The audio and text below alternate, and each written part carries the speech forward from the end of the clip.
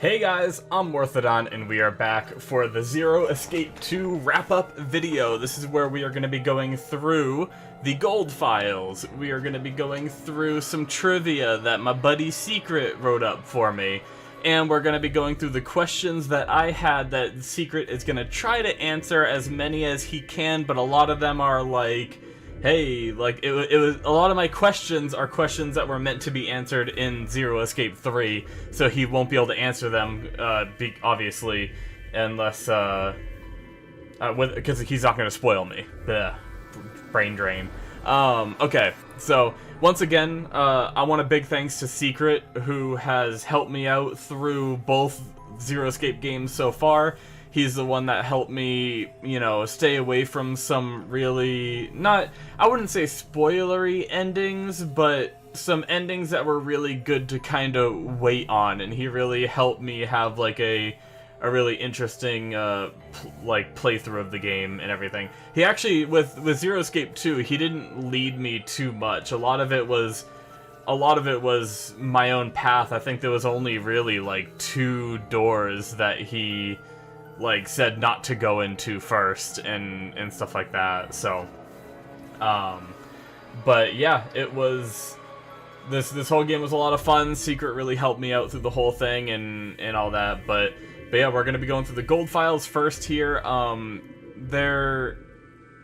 It is gonna be a long video because obviously just going through the gold files that I missed alone is gonna be a while. So I have them all unlocked. I unlocked them all throughout my playthrough, but I didn't go and read them because there was some spoiler stuff in some of them. I did start reading some of them, and then we found out that luckily I didn't get to the ones that are pretty bad. And he also has told me what, like, the 2 main spoiler ones are to help me out, because, you know, at this point all I have here is not that. Oh, some lingering things from my last playthrough. Archive. Secret? Yes, it's these. At this point, I just have all these that just say, like, new. The ones that don't say new are the ones I've already read. So these are all the ones that I've never touched, but I have no idea when they're found, you know? So my friend helped me out with that. He's told me, I'm guessing with the ones that are spoilery, he lets me know, because I'm sure a lot of these give you info, and I'm not going to know where they're placed, if they're placed after I had already known it in my playthrough or before, and I'm sure that's what he elaborates on in the stuff. But anyway, also guys, keep in mind that it did take a bit because my buddy did get a bit busy right around the time that I finished the game.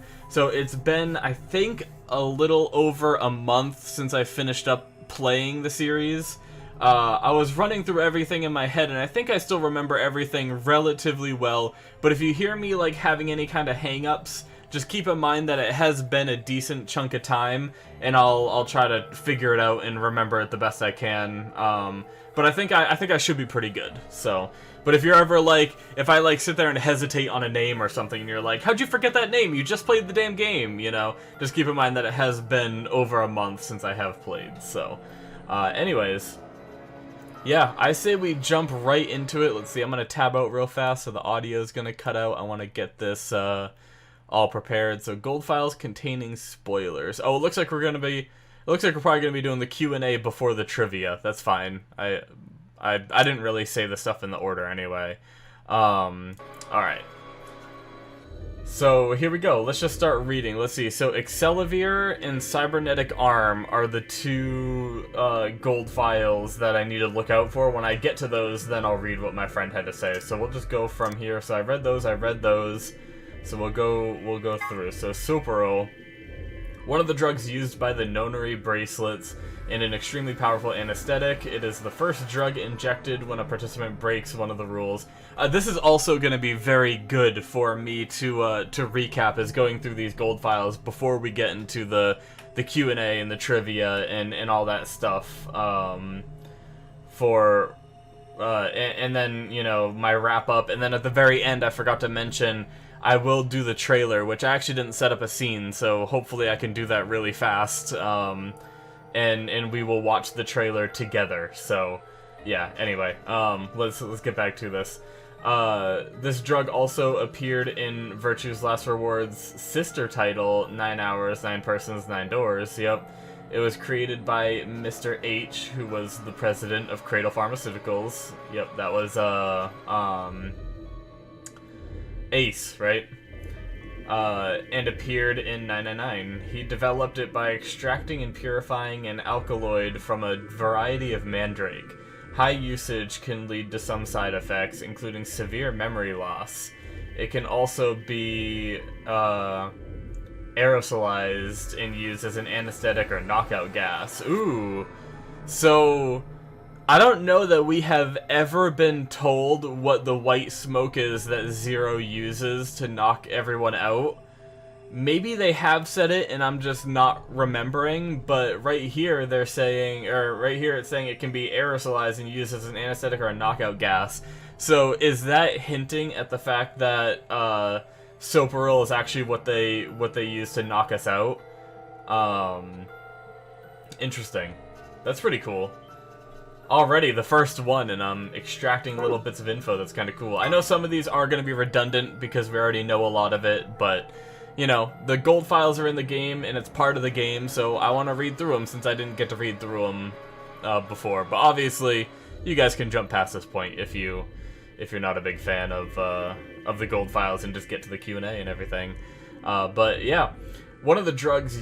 So this one was called tubocurarine. One of the drugs used by the nonary bracelets and an extremely powerful muscle relaxant. This is the second drug injected by the bracelets. If a rule is broken, the tubocurarine is injected 9 minutes after the Soparil.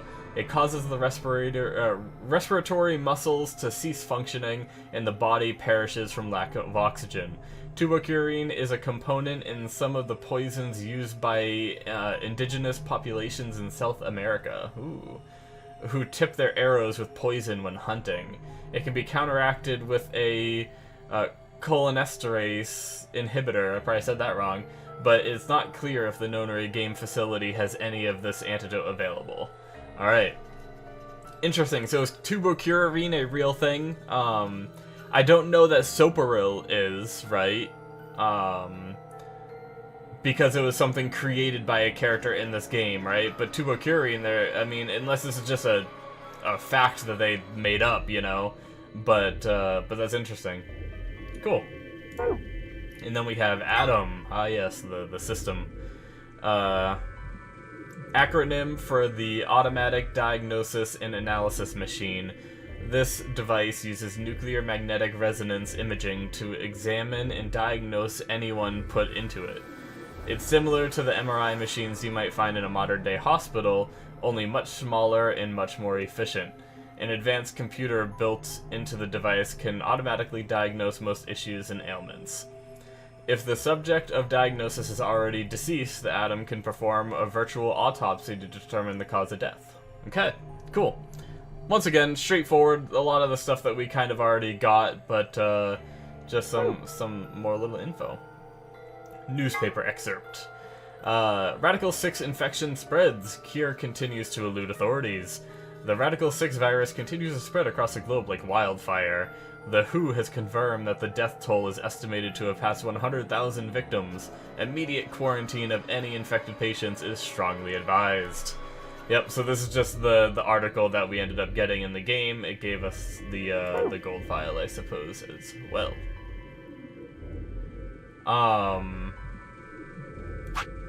Yeah, okay. I just wanted to make sure. I was like, this stuff is, but yeah, it's under secret too, so it makes sense. We're good. So pandemic. When an epidemic spreads beyond a certain area, it becomes a pandemic. Some historical pandemics include cholera, typhoid fever, tuberculosis, I know this freaking word and I can't say it. It's funny because I think I know what it's like. I'm trying to read the spelling, but I'm pretty sure we say it a little differently. I'm trying to, if I don't look at the spelling, because I'm thinking tuberculosis. Okay, maybe you do. tuberculosis, I think that's how you're supposed to say it. My bad, guys.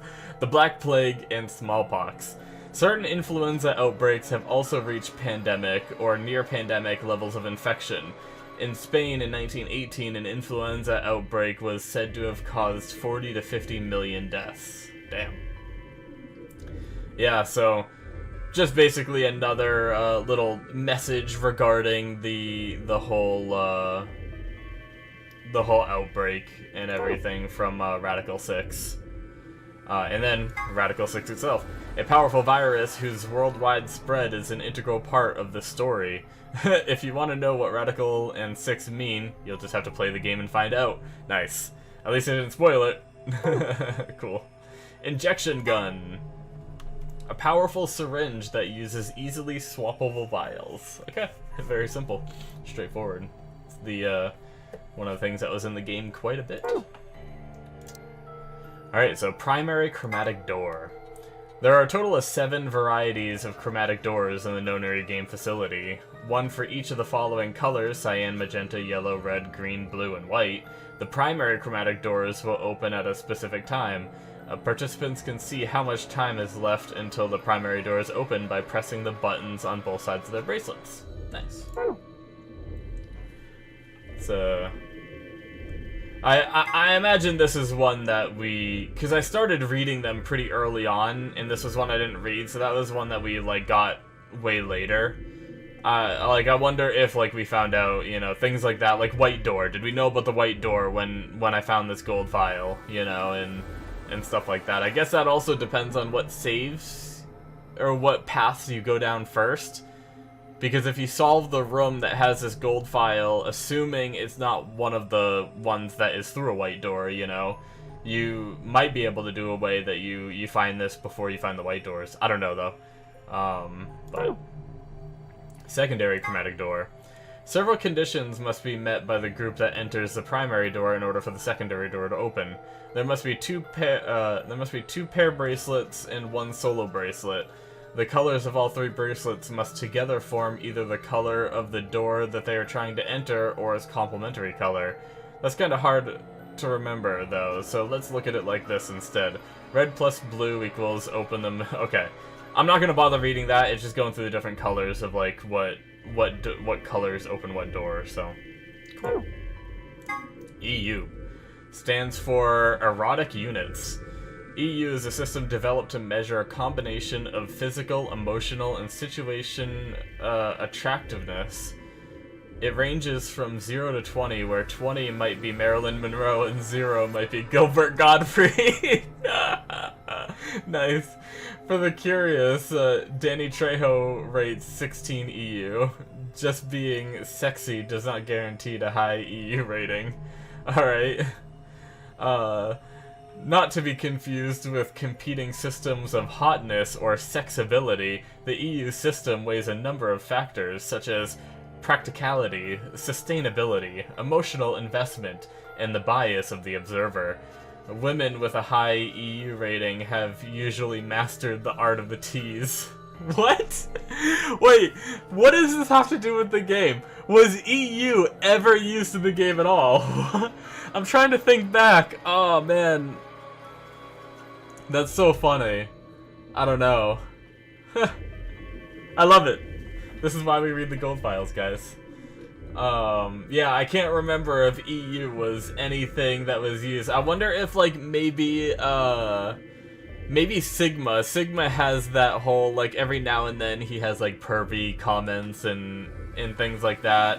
I wonder if, like, he said EU at one point and they never really, like, delved into what it means, and I just, like, dismissed it. And then they tell you in a gold file, like, what it means. Interesting. Alright. I love that it just, like, actually has references to people as well. Alright. Grandpa videos. Oh, no. A collection of films that Tenmyoji has gathered. Their content isn't really explicit per se, but they still aren't really appropriate for someone Quark's age. It should be noted that the term does not imply the videos contain grandpas or grandpa-like actors. Nice. Yeah, I do remember this part of the game where you, I think Quirk at one point mentions, like... I think it might be through one of the white doors is a big safe. And Quirk might have said something along the lines of, like, hey, it's just like the safe that, that Grandpa keeps his movies in, or something. And then Tenmi's just like, don't talk about that. Oh, man. That's funny. I love it. Oh, 2 parts of Sigma's cat problem. Sigma has a strange verbal and possibly psychological tic, which causes him to make cat puns whenever he talks about cats. The cause of this behavior seems to be an experience he had... Well, yep. The cause of this behavior seems to be an experience he had as a child, I imagine, that's supposed to say. But apparently, Sigma just had a child. Anyway. When Sigma was in preschool, there was a deserted house near his school that everyone called the Cat Mansion. He'd always loved cats, so every day he would visit the Cat Mansion and give the cats that lived there some of his lunch. One day he realized that he could understand what the cats were saying to one another. Wait, what? A magical black cat appeared and told him that it had given him this gift in exchange for giving food to its fellows, but the magical cat said, "To be continued." Okay, what the hell? Well, I guess I was... You know, it's funny, as soon as I read, like, the Sigma Cat Problem titles, I realized that they never really went into, like, detail about that and why it happens. So, apparently a magical cat gave him the ability to talk to cats. We'll continue on with that story right now. You can never tell anyone about your gift, the magical black cat warned. If you do, you'll be cursed. But young Sigma was so happy about this newfound ability that he slipped and told the girl about it, so the black cat cursed him. His curse was to speak only in cat puns for the rest of his life. Fortunately for him, a magical white cat came along soon after, felt the curse was a little too harsh, and lessened it, so that he would only talk in cat puns when he talked about cats, and they lived happily ever after. That is a fantastic story. I love it. So Sigma got... I just love the idea that he, like, obviously, who knows if this is true. I mean, this is a world where these people have, like, psychic powers and shit. Like, who knows? It could be real, for all we know, you know? But yeah. So a black cat cursed him because he was given the ability to talk to cats, and then it was taken away and he was cursed because he told someone about it. Oh man, that's so funny. And then I think my favorite part is the fact that a white cat came along and felt bad. But it felt like the curse was too harsh. Not that, like, instead of removing the curse, he just lessened it. Oh my god, that's funny. Alright. Phone. A device that converts sound into electrical signals and transmits them over a wire so they can be decoded and played back on the other end. It's useful for speaking to people who are far away. The invention of the telephone is generally credited to Alexander Graham Bell in 1876, but there is dispute in some circles as to whether or not this is the truth. In the game, there is a phone in one of the cabins. It can't call outside the facility, of course, but what if you try something like 5309 or 6969? Oh, nice. Other numbers might do other things, so give it a try. Nice. That's funny. Oh, that's cool. I knew that there were a bunch of other numbers. I can't remember the exact amount. My friend found a post regarding that. I don't know if that's anything that's going to be in the trivia or whatnot, but we talked about it in the episode, so it might not be. I haven't read through his trivia stuff yet, so I don't know what's involved. But yeah, there's a bunch of different numbers. I want to say there was like...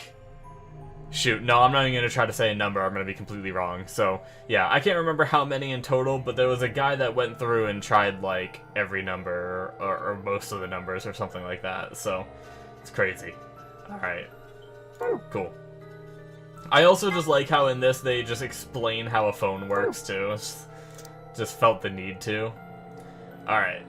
Hey, well, I think I know where we found this gold file. I don't think, yeah, we haven't gotten to any of the spoilery ones yet.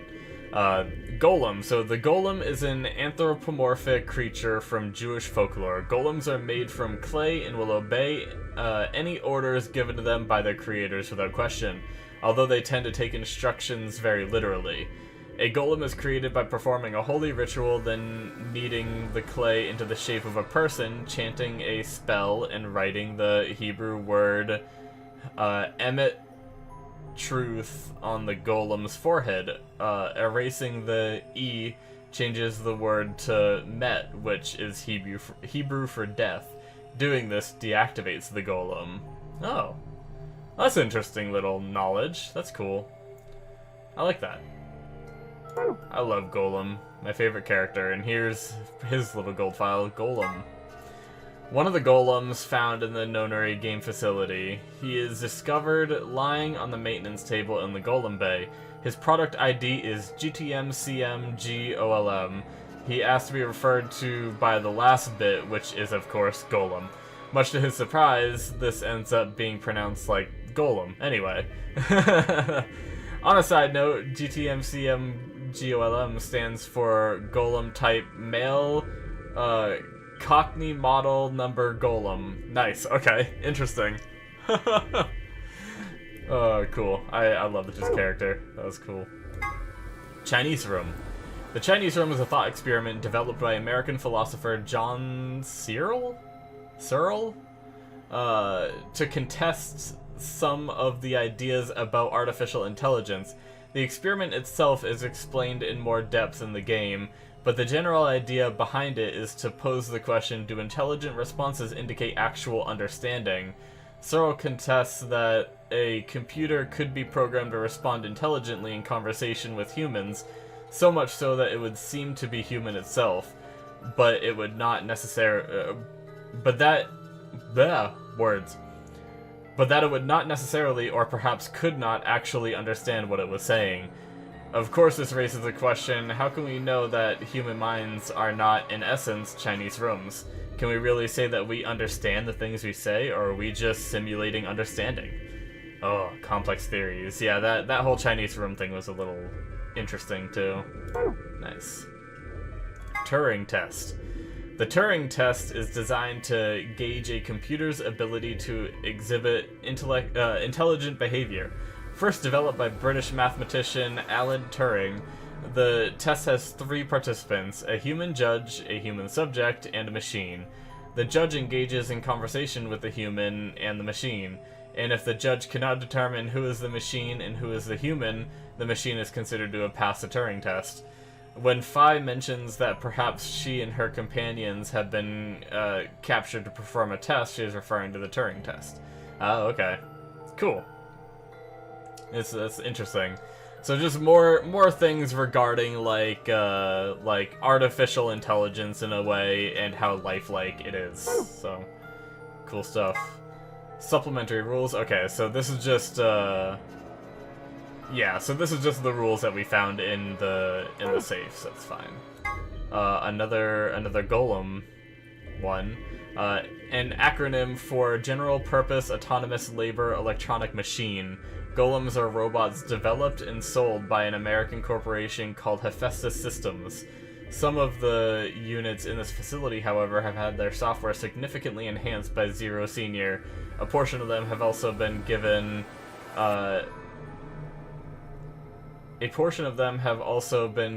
ABT created. Oh yeah, the biological tissue. Okay, I was trying to figure out what the ABT was because it didn't explain it right away, but I see it does. And then I remembered what it was. Created by Zero Senior, incidentally. ABT is short for artificial biological tissue. All right.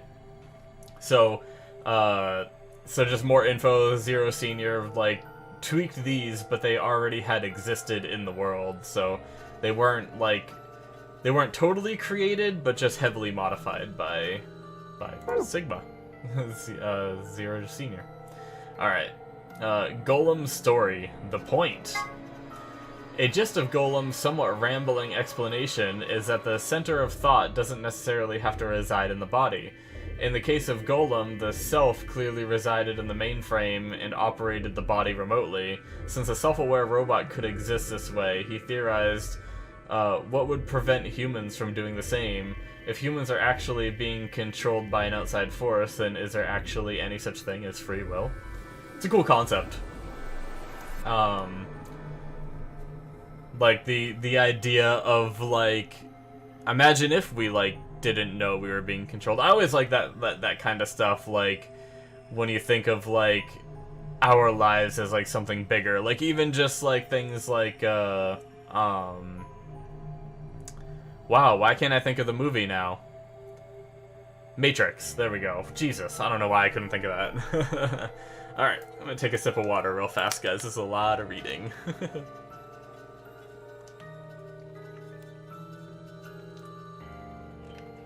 I might end up doing this in, I had thought I might have to, but I might end up doing this in 2 parts, because we still have a lot to go. 5, I guess I finished 5, so we're on, oh, I read 6 already. I read 7, yeah, so we're halfway done, essentially, but I know that I only read a certain amount, which means all the rest of these could just be, like, full pages. But anyway, I might end up taking a break and recording, like, the second part another night, but we'll see. See how I feel after we get through the gold files. Not that it matters for you guys, I'm gonna stitch it all into one big video anyway, so, rambling. AB Game 1.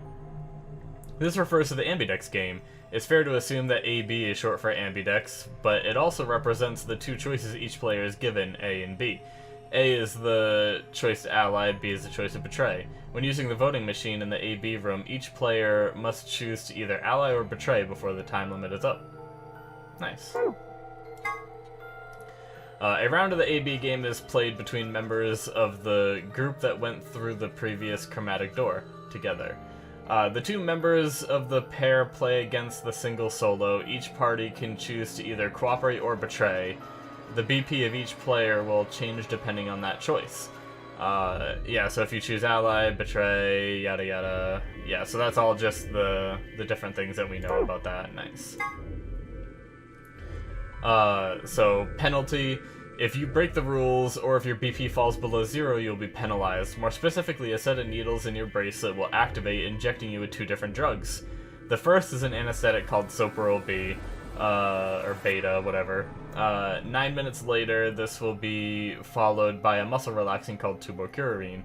The muscle relaxant will cause your lungs to cease functioning, killing you. In other words, the penalty for failure is death. Yes, it is. Voting machine. A machine used by participants of the AB game to register their votes. It uses a touch panel and is not to be mistaken for an ATM. Alright. Nice. Hazmat suit. The manual found in the PEC contains the following text in reference to these suits. The air in this facility is kept at a very high pressure relative to the outside environment. This is to prevent air contamination by the virus from entering, or to not spoil that we're on the moon. All persons wishing to exit the facility must proceed through the pressure exchange chamber. In order to prevent the spread of the virus and maintain a sterile environment, all persons entering the PEC must wear a specialized hazmat suit. Anyone not wearing a suit will not be allowed to enter the PEC. Or so that way we don't die on the moon. But obviously this is probably found before we found out that we're on the moon. Nice. Scotch, a type of whiskey made in Scotland. Its unique aroma comes from the peat used in its manufacture. Scotch is Tenbyog's favorite drink. He often claims a little scotch should scratch this itch after returning from work, which annoys Quirk. Nice. I'm not gonna lie, I didn't realize that scotch was made in Scotland. I'm not a big liquor drinker. I'm not a big alcohol drinker in general, so I don't know much about alcohol at all.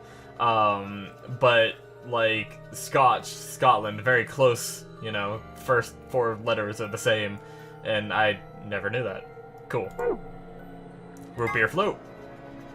A well-known drink made by putting a scoop of vanilla ice cream in some root beer, also known as a black cow. Quirk is taken to saying root beer floats my boat, which warms Tenbyog's heart. Oh, that's adorable. I love that. It's adorable that Quirk said that, but I think warms Tenbyog's heart is my favorite little line there. That's awesome.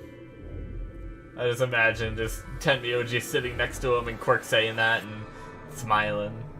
Oh, man. Alright. Next page. Floor A and Floor B.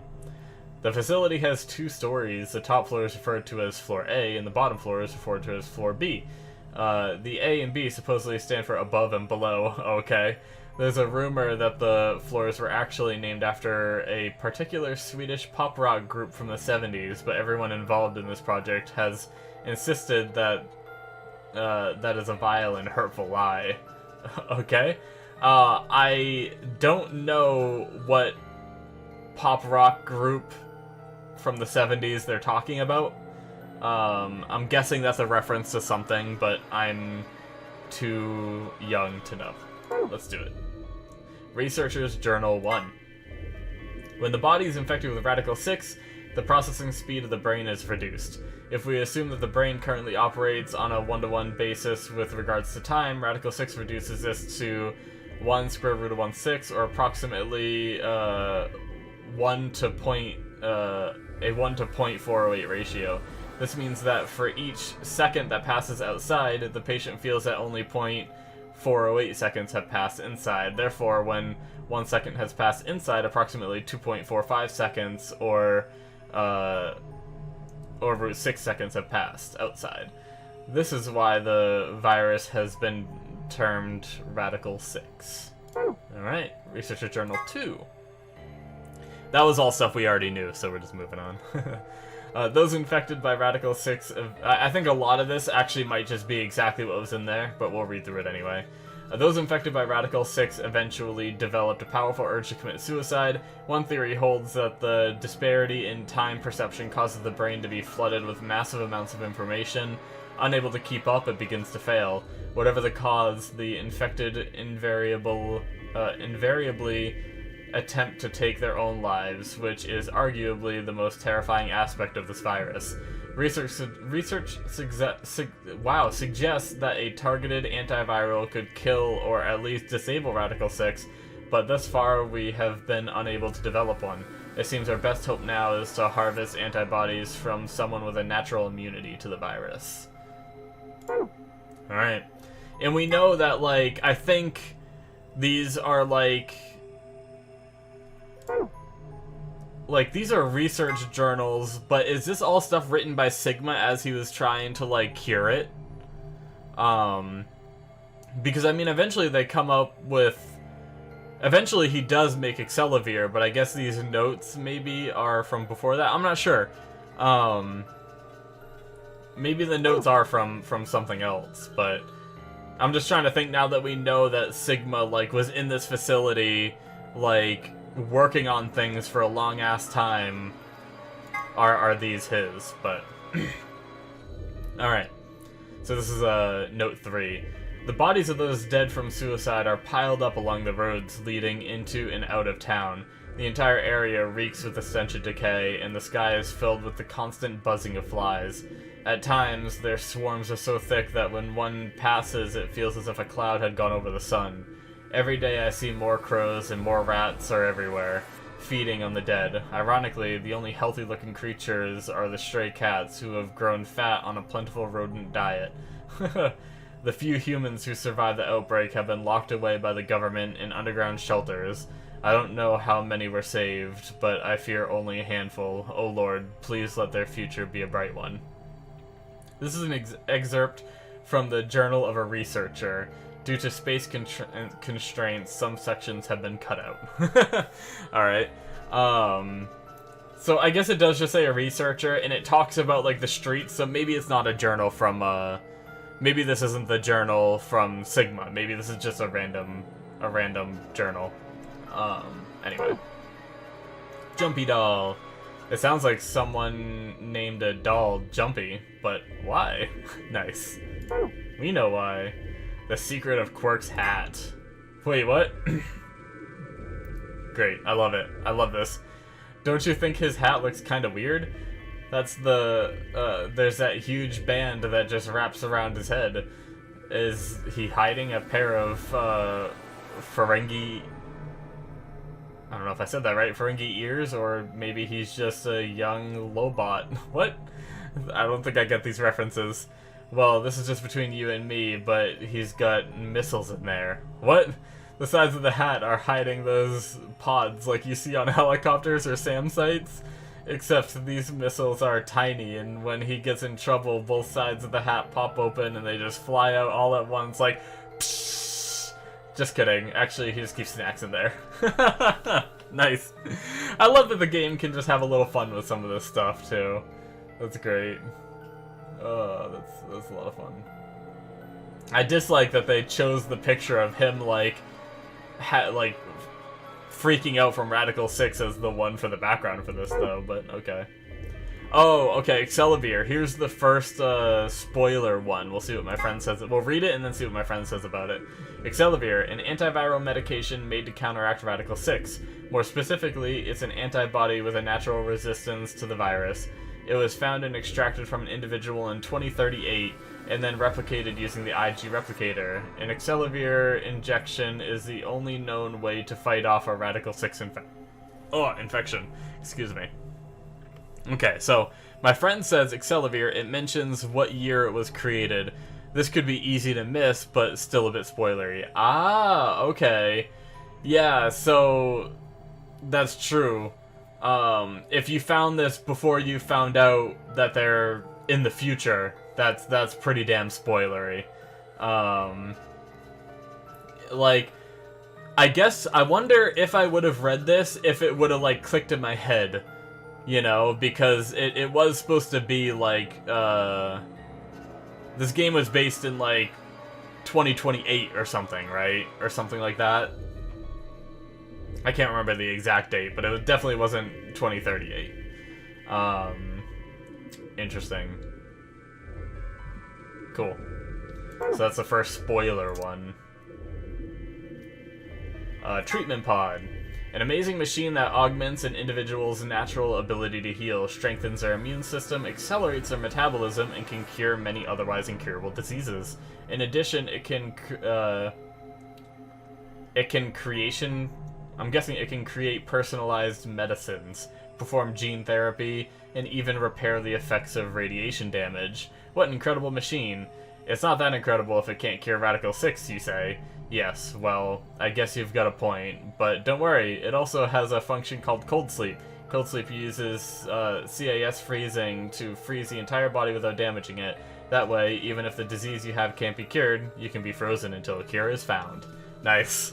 I like how they added that little bit of, like, well, I can't cure Radical 6. But, yeah, nice. Fancy machines. Cold Sleep. There are generally two types of cold sleep. The first type involves lowering your internal body temperature. This reduces your basal metabolic rate and induces a state similar to hibernation. In other words, your body is still actively functioning, just very slowly. The other sort of cold sleep is the one in this game. This involves freezing your body to essentially lock it in whatever state it was in. Until recently, this was impossible because the expansion and crystallization that took place during the freezing process irrevocably damaged human tissue. In the world where this game takes place, however, CAS technology has overcome this hurdle and made cryonics a reality. The resuscitation rate is nearly 100%. In fact, you'd be much more likely to die in a plane crash, which means that freezing yourself to visit the future is safer than traveling from Tokyo to Milan. Nice. I like how they even said, like, however, like, this is, like, this is the problems in our, like, real-life theory of it, you know? But, like, and it says, like, the game overcame, like, that problem, you know? I know a lot of times, like, games will have these things that don't work in our world, or we haven't figured out how to make them work, and they just don't ever address it. So I think that's kind of cool that they address it here. Now we're on to CAS. CAS stands for Cells Alive System. It allows organic tissue to be safely and non-destructively frozen. Non-destructively frozen. In this game, CAS is used to put people in cold sleep. It super cools the subject with a magnetic field and causes them to freeze almost instantly, preventing crystallization. In real life, the problem comes when you try to thaw something out, which also must be done instantly. In this game, however, the technological magic of the treatment pod makes returning from cold sleep possible. Nice. Once again, just kind of addressing, it's not possible in our world, but in the game, they did it, you know. The past 2 Nonary games. November 2018. 16 children were reported missing. In actuality, here, we're gonna 2027. There we go. I was close. When I said 2028. I guess it's supposed to be a year after, so I think it was 2028. Because this game, at least what they said, like, Sigma was taken in 2028, because it was a year after. So I did get that date right, nice. Okay, so November 2018, 16 children were reported missing. In actuality, 18 children were taken, but 2 were never reported. The person in charge was someone we refer to as H. The purpose of the game was to conduct experiments on morphic resonance. With the children as test subjects, I won't go into the specifics here, but the short version is that this was the first Nonary game. November 1st, 2027, a total of 9 participants in this session. They were abducted just as the children had been, but this time H was not in charge of the game. Clover was a participant in both games, and now she finds herself playing the Nonary game yet again. Nice. Yeah, so a lot of the info we already knew, but just a cool little snippet of info. I'm guessing we got this around the time that that maybe around like Clover's ending, or yeah, maybe Clover's ending. I think she told us a lot about the other 2 games. Same with this here, Esper Resonance. In the context of this game, Espers are people with the ability to access the morphogenetic field. An Esper can increase the strength of their signal by being in close proximity to other Espers, assuming they are the strongest. The strongest signal will absorb any weak ones nearby and use them to amplify its own strength, sort of like waves. The biggest wave adds the amplitude of smaller waves to its own and covers them up. Nice. Yeah, so that was another thing that Clover had explained. Nonary Veterans. The following 9 people were participants in the Nonary game that Clover claims to have been part of. Nice. Ace, middle-aged man. Snake, Clover's older brother, real name Light. Santa, I think we knew that, right? That his real name was Light? I believe so. Number 3, Santa, arrogant, uncooperative young man. 4, Clover, still Clover, just younger and with a jacket. Nice. 5, Junpei, hero of 9 hours, 9 persons, 9 doors. Ooh, hero. And also Tenmyoji. 6, June, Junpei's childhood friend, real name Akane Kurashiki. 7, amnesic detective. 8, Lotus, attractive programmer, has 2 daughters. 9, Kubota, skittish man, gets blown up. Nice. Alright, cool.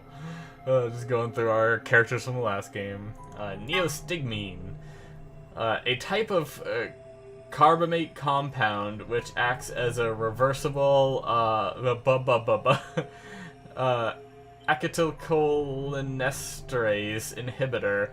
Probably said that wrong. Exciting the parasympathetic nerve. This allows it to counteract the effects of the muscle relaxant tubocurarine. It can be delivered with an injection gun like the one you see here. Nice, a lot of big words. Don't like that. Next page. Ice 9. Ice 9 is a special form of water with a melting point of 36 degrees Celsius. In other words, it freezes at room temperature. The idea of Ice 9 was originally put forth by the American science fiction author Kurt Vonnegut. His version of Ice 9 has a melting point of 45.8 degrees Celsius. There is a rumor that says all the water in Alice's body is actually Ice 9. Who knows whether it's true or not, but if it is, then she has to always keep her body temperature above 36 degrees Celsius. That's why she's so hot. I'm just kidding. Okay. There's a lot of stuff that we already knew. H. Hey, there he is. This refers to Gintaro Hongo. He was one of the characters who appeared in 9 Hours, 9 Persons, 9 Doors. He was the person who supervised the kidnapping of the children who participated in the Nonary game in 2018. He is the CEO of Cradle Pharmaceuticals and a devoted follower of Free the Soul. Yeah, we had found that out, that he was a follower of Free the Soul. Nice. Just a little bit of info for maybe people that for some reason didn't play the first game. Morphogenetic field theory. This theory holds that there is a sort of field where the forms, structures, patterns, etc. of everything in reality are stored. This includes abstract things like language, song, thoughts, inspiration, culture, customs, and ideas. Any information contained, transmitted, or created by matter is held in morphogenetic field.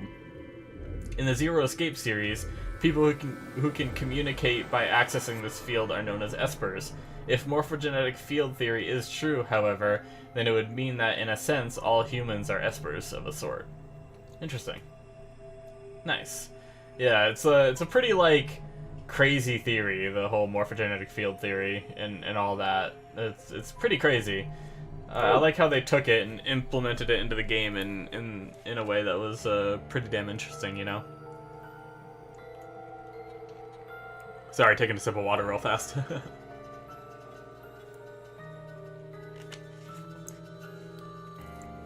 I'm actually feeling fine.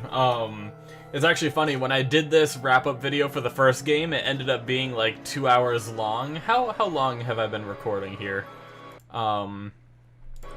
Yeah, so I'm at 46 minutes, and I felt myself getting, like, kind of deteriorated by, like, the second half, and I felt like my reading was a bit more, like, monotone and, like, exhausted sounding, you know? And I'm trying to make sure I don't hit that point in this one. But so far, other than my throat being a little dry from reading so much, I'm feeling pretty fine. But, we're also only 45 minutes in, so... Alright, next one. Immunoglobulin.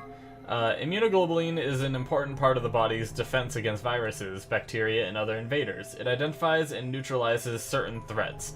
The IG replicator found in the lab gets its name from immunoglobulin. Nice.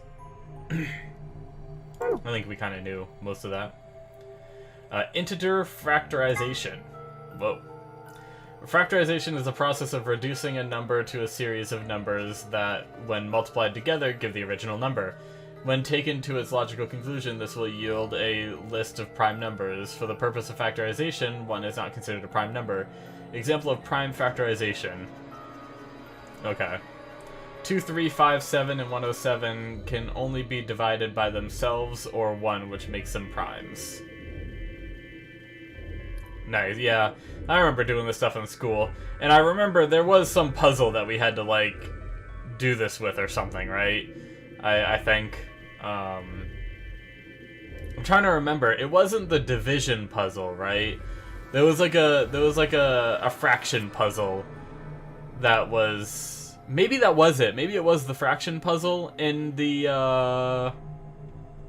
not the lab. I'm trying to remember what room that was in. Like, we could see, like, the mainframe and stuff in there. I can't remember what that room was called. Maybe that's what it was that this is referencing. Or another puzzle that I'm just blanking on. Anyway. Tu fui ego eris. A relatively well-known Latin phrase. It might look like it's talking about a pair of sexy toasters sexy toaster waffles? What? But it actually means something like, what you are, I was, what I am, you will be. Sometimes used as an epitaph, the implication is that the person in question was once alive, like the reader, but that the reader will someday also be dead. A little ominous, I guess. Oh, nice. So, we know that under this grave is, oh man. I tried to think of his name earlier, and then I forgot that I forgot what his name was, and didn't think of it.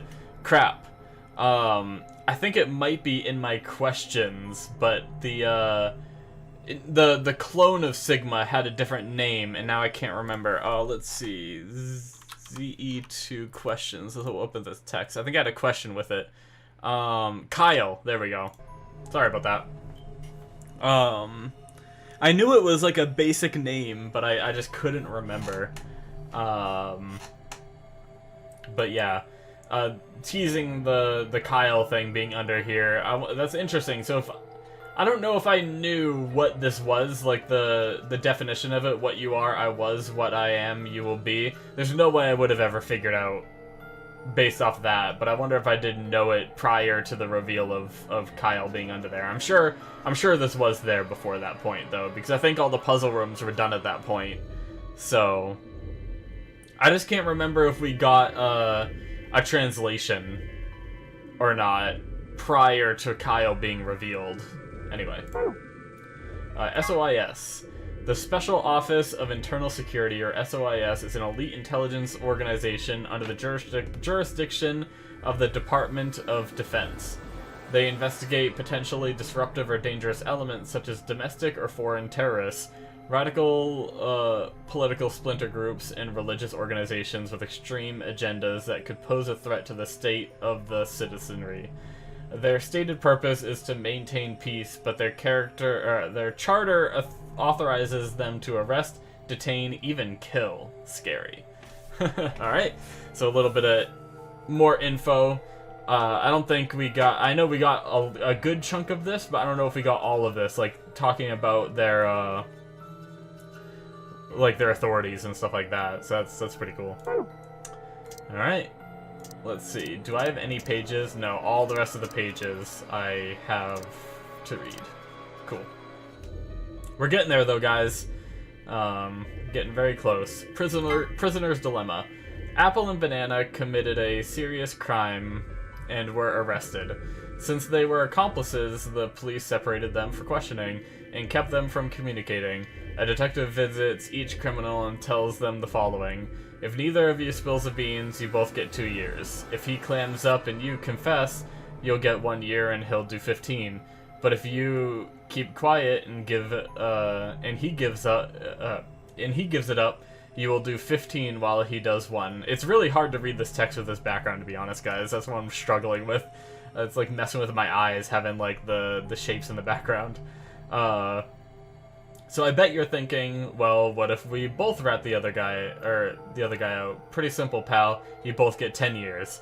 This is the prisoner's dilemma. Do you betray your partner or stay silent? In the AB game, however, sometimes the most rational choice isn't always the best one. Yeah, I remember this being something Fi told us about, I believe, in regards to the AB game and why she says, like, one choice is, like, more reasonable than the other and stuff like that. I do remember that. Antimatter bomb.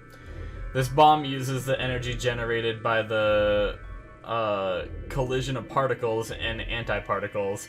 So how does this work? Fi explains. Imagine 2 types of matter that are exactly opposite, like male and female. When they're combined, what happens? According to quantum theory, their numbers add together to make 0, like 1 and -1, and they kind of disappear because they cancel each other out. They call that annihilation. But when they collide, they create something, like a baby. Except the baby is sort of pure energy, a lot of it. So in other words, an antimatter bomb makes an exploding baby. Does that make sense? Nice. I love the way they explain things sometimes. Detonator. This is a device that will detonate an antimatter bomb. Technically, it's called a remote triggering detonation signal device, but that takes a really long time to type out, so we'll just use detonator. This particular device has 2 modes of operation, immediate and delay. Pressing the switch when you're less than a meter away from the bomb will trigger the immediate mode. Okay. And the bomb will... I was reading, like, rereading the less than a meter away. So technically, if you're too close with the trigger and you press it, it won't go off then. Interesting. And the bomb will detonate immediately. If you're more than a meter away from the bomb, however, pressing the switch will activate the delay mode, and the bomb will explode 30 minutes later. Oh wait, no, hold on, I read that wrong. Pressing the switch when you're less than a meter away. I see. Okay. I read it twice and still got it wrong. My bad. Yeah, I got it now. So if you're close, it goes off immediately. If you're more than a meter away, it does a 30-minute timer. So that's interesting. I don't think we ever knew what happens if you press the switch, because we know the 30-minute timer happens if the device gets too far away from why am I spacing on his freaking name? God damn it. Dio. There we go. God. Every now and then, just like names draw a blank in my head. It happens in my reactions that I record sometimes too, as well. But yeah, cool. Oh, cybernetic arm. This is the other spoilery one. A device originally created to weaponize genetically engineered psychic bears. What? Just kidding. Oh, okay. It's actually an arm augmented for online sex chat. God damn it. Not really. In truth, it's the arm from a mysterious libido-powered robot. I'm just messing with you. A cybernetic arm is actually a mechanical limb that you can control with your mind. Really, it has titanium alloy for bones, and those are covered with ABT or artificial biological tissue. The ABT even has artificial nerves, so you can feel pain through it just like a real arm.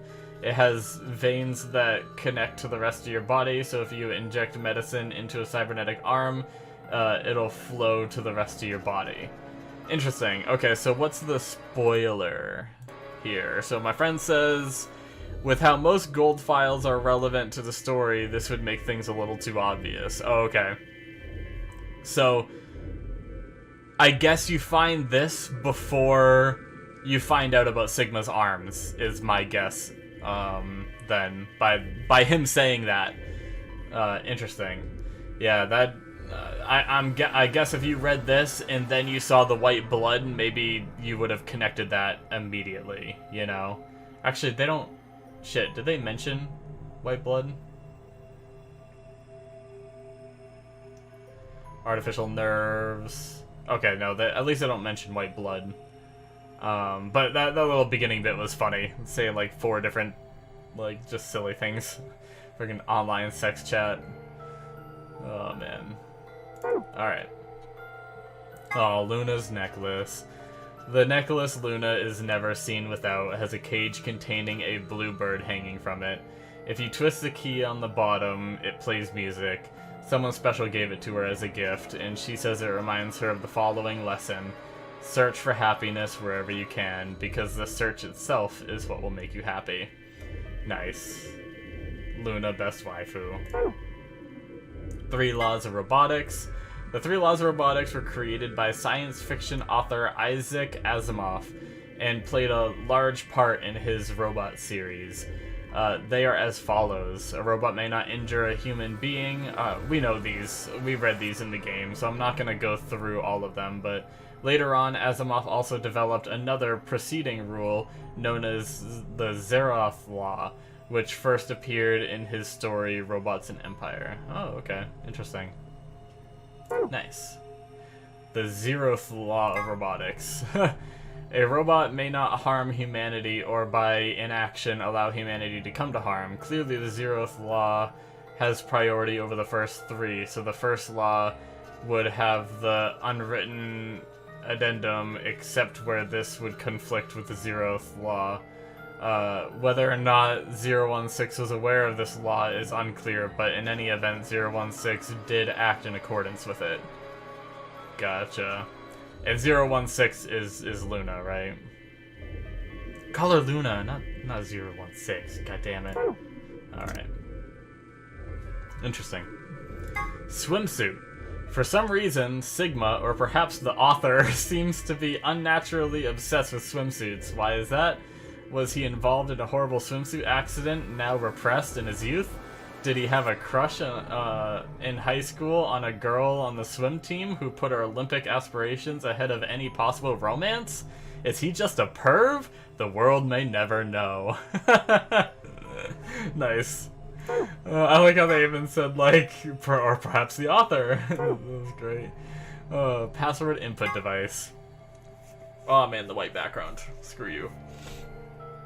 This device can be used in an emergency to deactivate the antimatter bombs hidden throughout the facility. It doesn't really have any official name. Sometimes it's called the Designated Computer Terminal, but sometimes it's just the input device. The device has a small QWERTY keyboard beneath a LCD display. On the top is a large black cable which can be attached to the bomb you wish to deactivate. Entering the correct password on the keyboard will stop the detonation. Nice. Yeah, pretty basic stuff.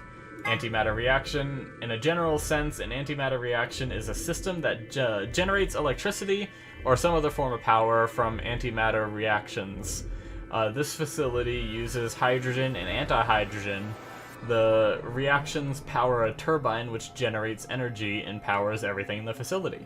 It looks like a gigantic octopus, but it's definitely not edible no matter how you cook it. Alright, antihydrogen atom.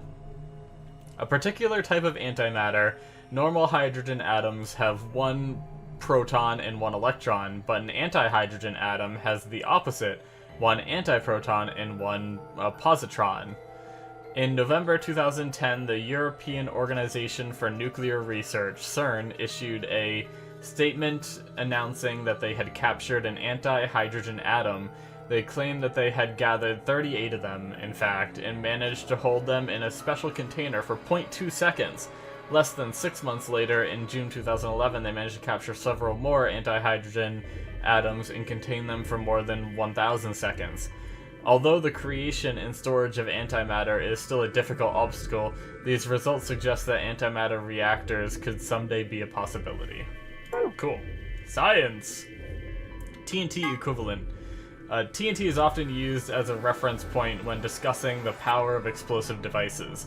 Specifically, explosive power is... Wow, I just lost my thought. Explosive power is usually described by tonnage. The amount of energy 1 ton of TNT produces is approximately 4.184 gigajoules. This means that an explosive device with an output of 1 megaton generates 4.184 petajoules. TNT stands for Trinity Tallow... No. Trinity... No. Trinidad and Tobago? Yes. Toluene. I said that wrong. That's it. It's one of the most common explosives, which is how it came to be a reference point. A kilogram of TNT has 4.184 megajoules of energy, but a kilogram of butter has 30 megajoules. Butter is some dangerous stuff. Okay. Nice. That's a fun little note. E equals mc squared. Einstein's famous equation. Put simply, it means that energy is equal to mass times the speed of light squared. It describes how much energy you'd get by annihilating matter with antimatter, a lot, but also carries the interesting implication that with enough energy, you could theoretically create matter. 63 terajoules. The amount of energy you'd get by combining 350 mg each of matter and antimatter. You can get this number using the equation E equals mc squared. Phi, what do you get when you convert 700 mg to kg? Alice, 7.0 times 10 to the minus 4th 0.0007 kg. Then what's the speed of light? About 300,000 kilometers per second. If you convert that to meters, you get 3.0 times 10 to the 8th, or about 3 billion meters per second. And what if you square that? 9.0 times 10 to the 16th, and if you multiply that times the original mass, you get 63 times 10 63 times 10 to the 12th, 63 trillion. Math! Alright. Floor B graffiti. Memento mori, if the 9th lion ate the sun. It appears to have been written in some sort of weird paint. Memento mori is a Latin phrase that translates roughly to remember death/mortality. 9th clearly refers to 9th, but seems to have been spelled wrong, likely on purpose. Why? Perhaps it's an anagram like the words on the wall in the floor A warehouse. If it is, what does this one mean? Nice. Hourglass. The hourglass displayed in the background is actually a 4-second timer.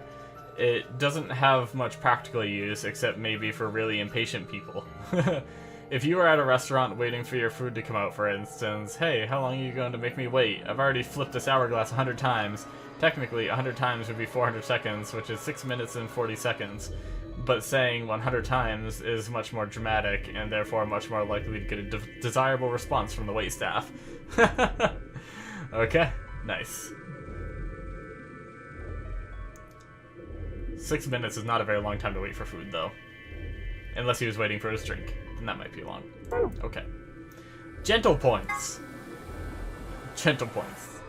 These are a measure of how much a gentleman you are. Somewhere deep in the United Kingdom is an organization that tracks all gentlemen, determining their caliber based off an ancient and Byzantine collection of rules and guidelines. Every year during the spring, a representative of this organization conducts a cursory investigation of each member's behavior, or at least appears to, and then awards gentle points based on what they saw. The following formula is used. Old ladies escorted across the street, times top hats owned, times puzzles solved, times money given to gentlemen tracking organizations equal total gentle points. Alright. I wonder if there's any truth to that at all. Whenever they mention a location, United Kingdom, it makes me wonder if that's actually a thing, and I would not be surprised if it was. Knife. A small survival knife. It has Morthadon stamped on the flat of the blade. Blade length 150mm. Blade width, yeah. There's blood on it, but whose blood? Nice. This was floor B hallway locks. Several of the hallways on floor B, this is another one that's hard to read, use special locks indicated on the map by arrows. On the far side of each arrow is a lever. Pulling these levers will unlock the locks. Once this had been done, you can explore the entire area at your leisure. Nice. Principle of causality. Holy long. The law of cause and effect, specifically that a cause must precede every effect. At the quantum level, however, things aren't quite as immutable. The principle of quantum superposition holds that any physical system, such as an electron, exists at least partially in all of its theoretical states, or configurations, but when measured gives a result corresponding to only one of them. A classic example of this is the double-slit experiment, where light appears to behave as both a wave and a particle. One of the interesting implications of this is that, in a sense, you are influencing the past by observing a system. You are defining the cause and effect you witness, and in a way, altering the past. Normally, I would comment here that the quantum level is where shit gets real, but given the nature of this phenomena, it seems like it would be more accurate to say that the quantum level is where shit gets unreal. Nice. I like that they throw these little things in here that just, like, make it a little more, like, interesting to read rather than, you know, just a bunch of science stuff. Knox 10 Commandments. Ronald Knox is a mystery writer from the UK, published the following as his rules for writing a mystery novel. 1. The criminal must be mentioned early on. 2. All supernatural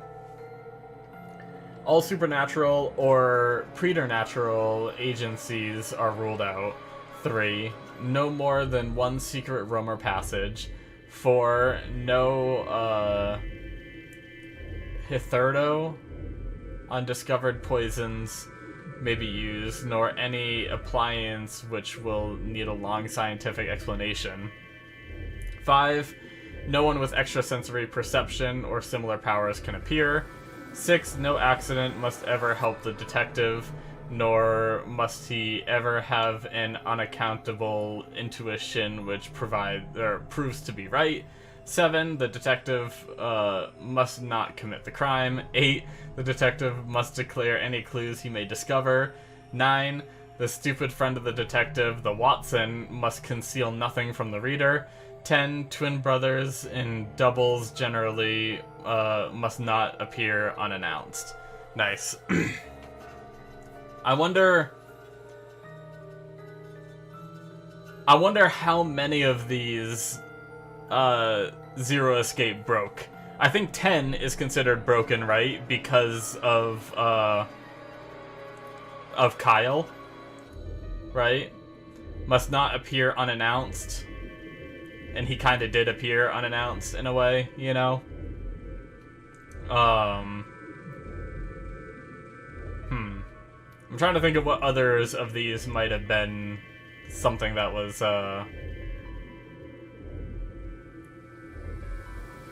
yeah, I don't know. I'm sure you could go through and figure that out, though. Alright. Sun, Moon, Star Key. The 3 different types of cards generally found in the safes in each room and used to open the AB gate. Without them, you can't open the AB gate to play the AB game, which means you can't gain BP. In other words, getting one of these cards is the first step in your escape. The Sun Key is used during the first round, and the Moon Key for the second, and the Star for the third. Nice. Sip of water time. Man, my throat is getting dry. I probably will just stop after I finish these, and then maybe tomorrow I'll give my voice a break and my throat a break, and I'll record the Q&A and the facts tomorrow.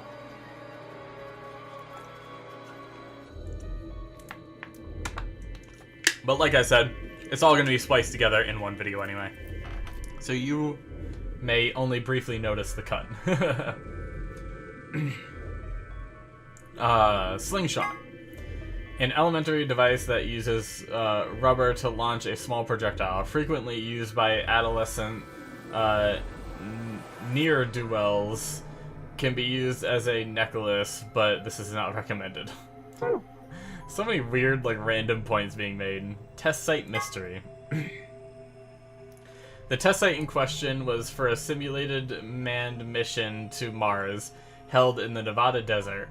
On New Year's Eve 2028, the audio logs from the simulation contain a woman's voice, assumed to be one of the test subjects, saying the following: 6 of us are dead. Counting myself, there are only 3 left.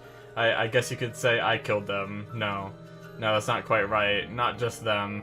Not just these 6. All of them. All 6 billion. Most evidence seems to suggest that this was the beginning of the Radical 6 outbreak, and that the Nevada facility was the epicenter of the pandemic. Yep. Nice. Termite. A general term used to refer to the insects in the epifamily of Termitoidae, of the cockroach order Blatodea. That's right. What? Even though they're sometimes called white ants, termites aren't even in the same family as ants. They're in the cockroach family instead. Also, king crabs are in the hermit crab order, and the remora is in the Perciformes order. Nice.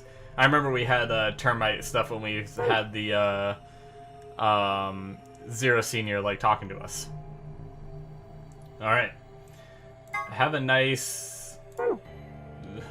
whatever that is supposed to be. Word 03 says before he leaves. Here are a few variations. Have a nice trouble, have a nice tragedy, have a nice trust. Nice. Conjunction. A term used in positional astronomy. Put simply, it means that 2 celestial bodies appear near one another in the sky. When used in the context of our solar system, it often refers to a position where a given celestial body is aligned with the sun.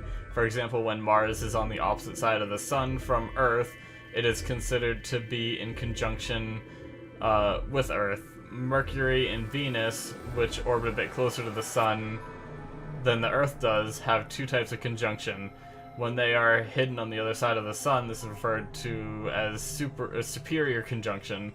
When they are lined up on the near side of the sun, it is called inferior conjunction. Interesting. Tenmyoji's picture. This is a photograph that Tenmyoji was holding. The subject was a girl named Akane Kurashiki. Akane was one of the people who appeared in this game's sister title, 9 Hours, 9 Persons, 9 Doors, as a childhood friend of Junpei. That title's main character in 999, she was 21 years old. This picture was... oh, she was 21. Interesting. This picture was taken 9 years before then, when she was 12. Look at the left side of the picture. If you notice closely, it almost looks like there's a man grinning in the background. Do you see him? Don't worry, if it seems a little strange. A spirit medium told us that the person in this picture is a guardian spirit who's looking after her. He must have showed up here because he had heard what sort of destiny she had in store and decided to see how she was doing. Oh god, okay, where did they say? The left side of the picture? A man... Oh, I think it's right here?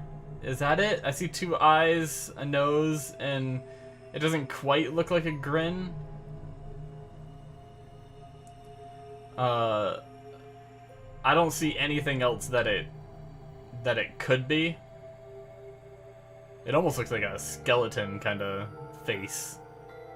That's gotta be it, right? I don't think there's a way to hide this text.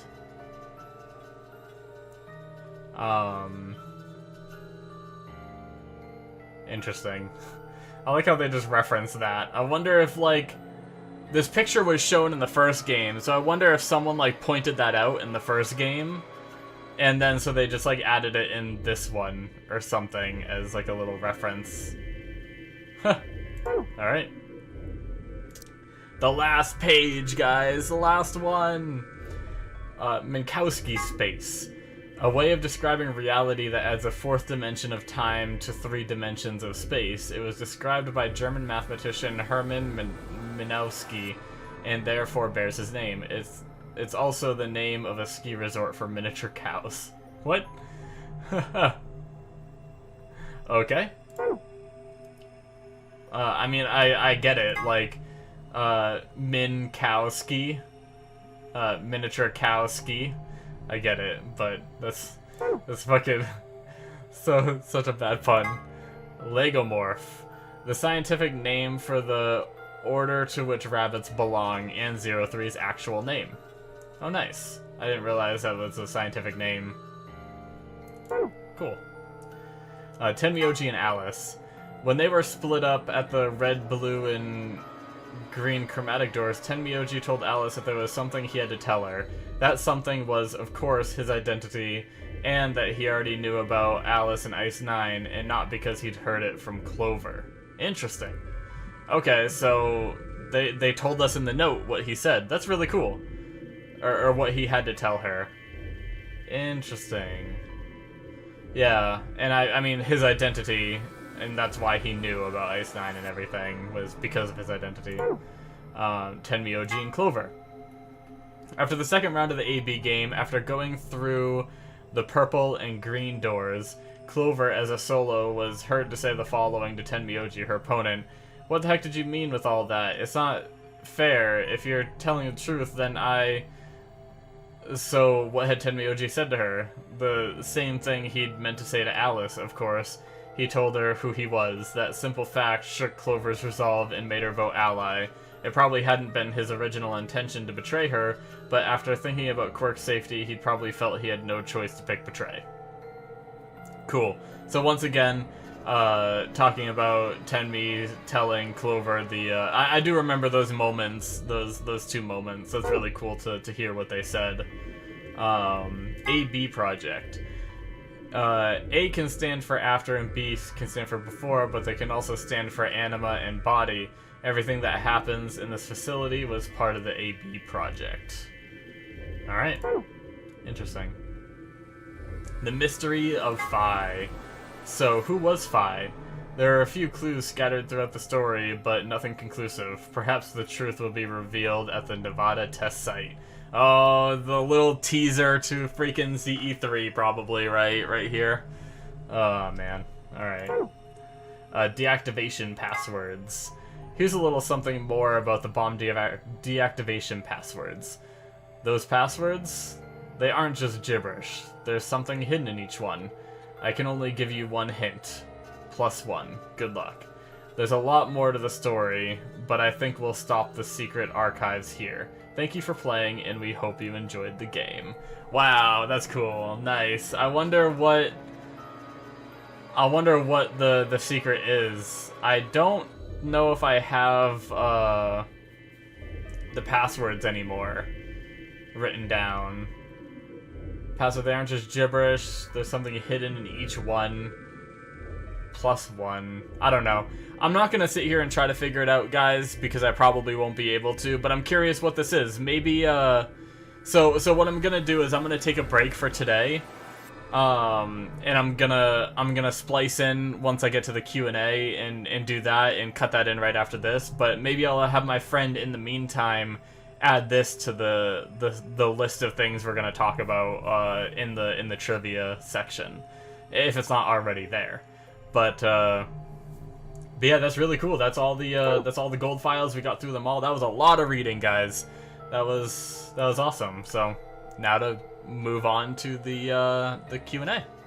Okay, so for the Q&A, I kind of did a thing where I mentioned it already, but I put a bunch of, or not a bunch, but a few questions in that I'm pretty sure the answer is gonna be, you know, wait and see in Zero Escape 3, you know? But I wanted to put them there even though I knew that would be the answer, just to kind of tell you guys what has been on my mind regarding this game, so that way you can see like my thought process and what I'm curious about and things like that. So yeah, let's jump into it, shall we? We have a lot to cover. So sorry about the audio cutting out. I had to tab out for a second. Actually, let me full screen this. I guess it's still kind of small even when I full screen it, but it lets me see a little more. Okay.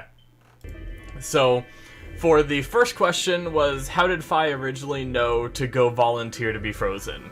Which I think I worded that question pretty well, but you know how Fi went and volunteered to be frozen, like, how did she know to do that, you know? Because she went and volunteered, so how did she even know that they were, like, freezing people, you know? It's like she somehow had, like, foreknowledge of what was gonna happen before it happened or something, you know? But my friend answered ZE3, so that's just another one that we have to wait for. Next one was, how did Akane know to gas and kidnap Sigma initially? Which was my question because, let's see if I can remember how to word this properly in the context of the story. Because Sigma, right, told Akane in the future, or... Okay, let's just read the answer, and then I can't remember how, like...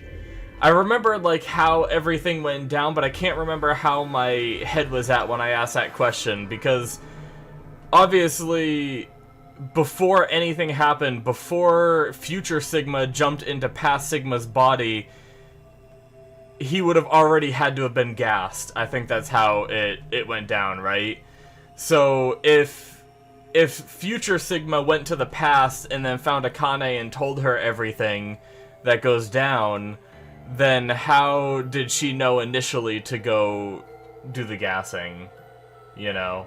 But he says, this can probably... And remember, guys, before I go any farther, these are all just answers from my friend's secret, so he's doing the best he can and everything, so he's...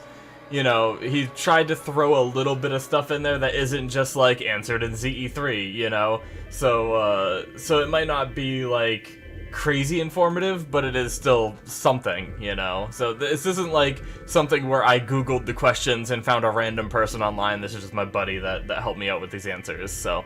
Okay, so the answer to that question is, this can probably be explained by her Esper abilities, in that she can see the future. A vision in the future similar to the whole ZE1 setup.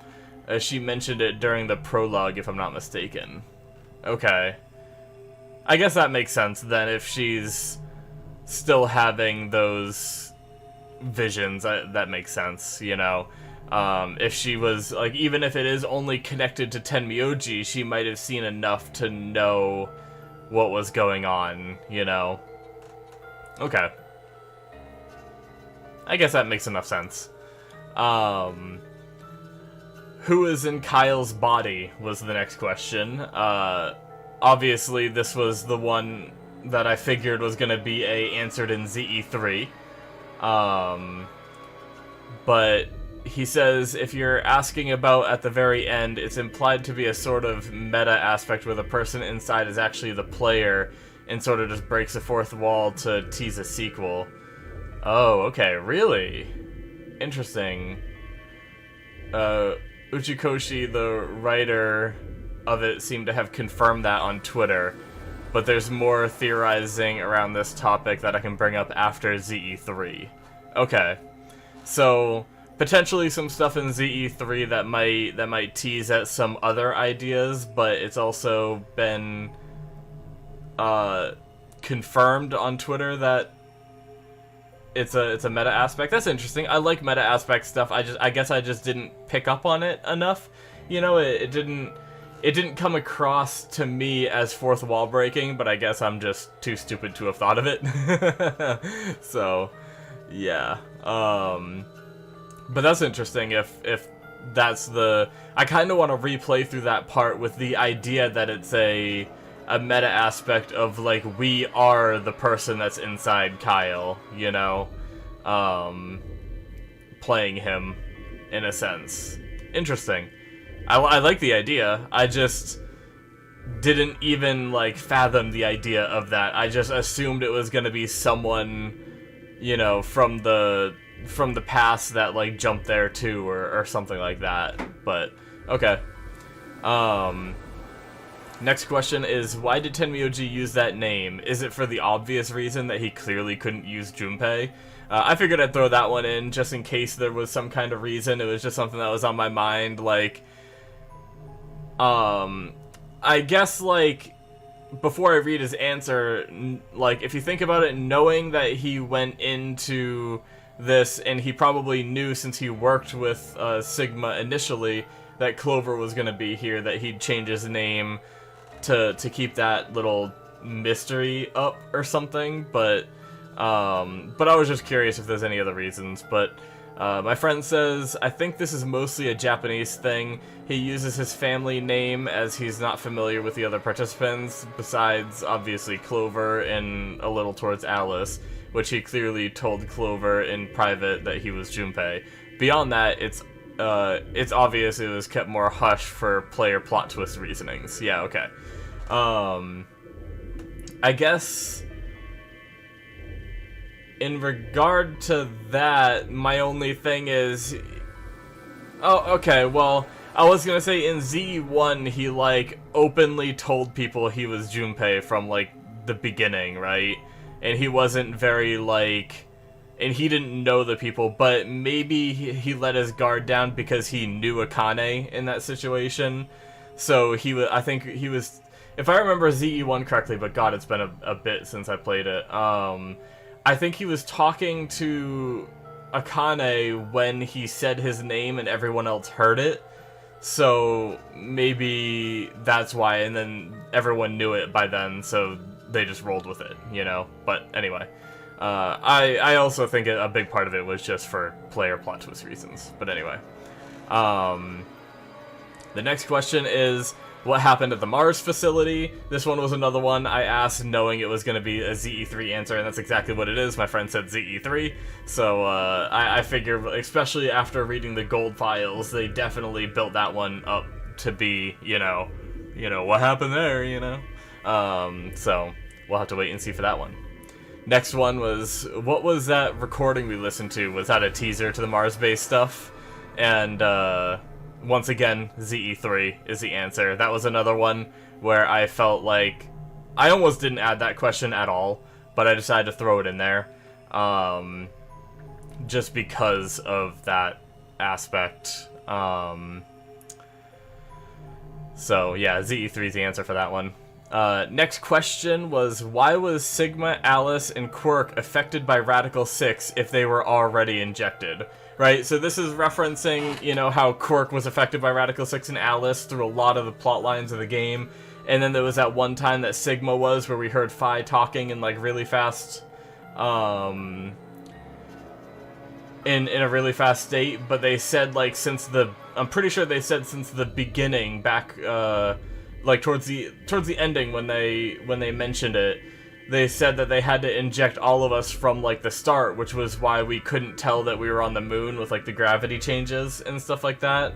So that's why I'm just wondering why, if we were already affected by Radical 6, how were we affected by Radical 6 a second time, if that makes sense? But yeah, my friend says it was made clear not just them, but everybody, except Luna, of course, was injected with Radical 6, right? Because of how the announcements were delayed for longer than it implied to make it feel like nobody was infected. You could say something along the lines of Alice/Quirk being more susceptible due to quirk of biology and Quirk being very young, which perhaps side effects take longer to kick in. I believe the commonly accepted answer is that there was another needle in the bracelet that injected more and in return made the symptoms worse. Either that or a very minor amount of Excalibur were administered in order to subdue certain symptoms, but overall it was never clearly answered. However, those are all the obvious conclusions to make. I personally think it just takes a while for the full effects to kick in. Okay. It's still interesting because the whole, like, slow down time thing, they never mentioned that it, like, gradually slows down is the only thing. So, like, I guess speeds up. However you want to look at it. It depends on the perspective. But the effect that they have where they feel like time is moving much faster and everyone's talking in, like, super speed and stuff like that.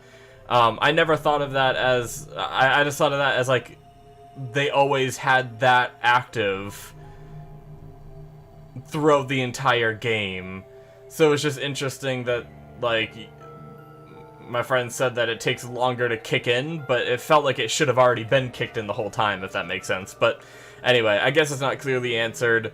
There's a few different ways we can look at it, but yeah.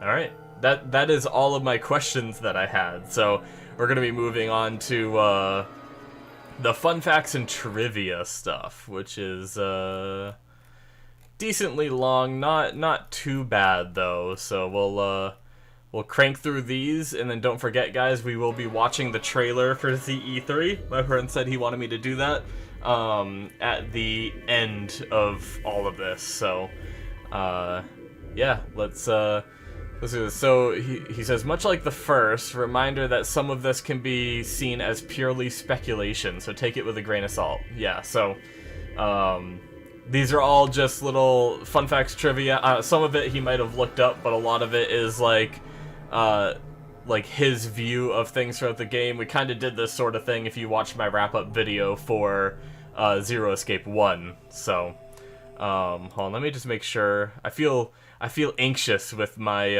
okay, we're good. I feel anxious because I have this list that he gave me of all the fun facts and trivia full screened on my other monitor, and behind it is my recording. I wanted to make sure the recording was still going. Get a little paranoid there.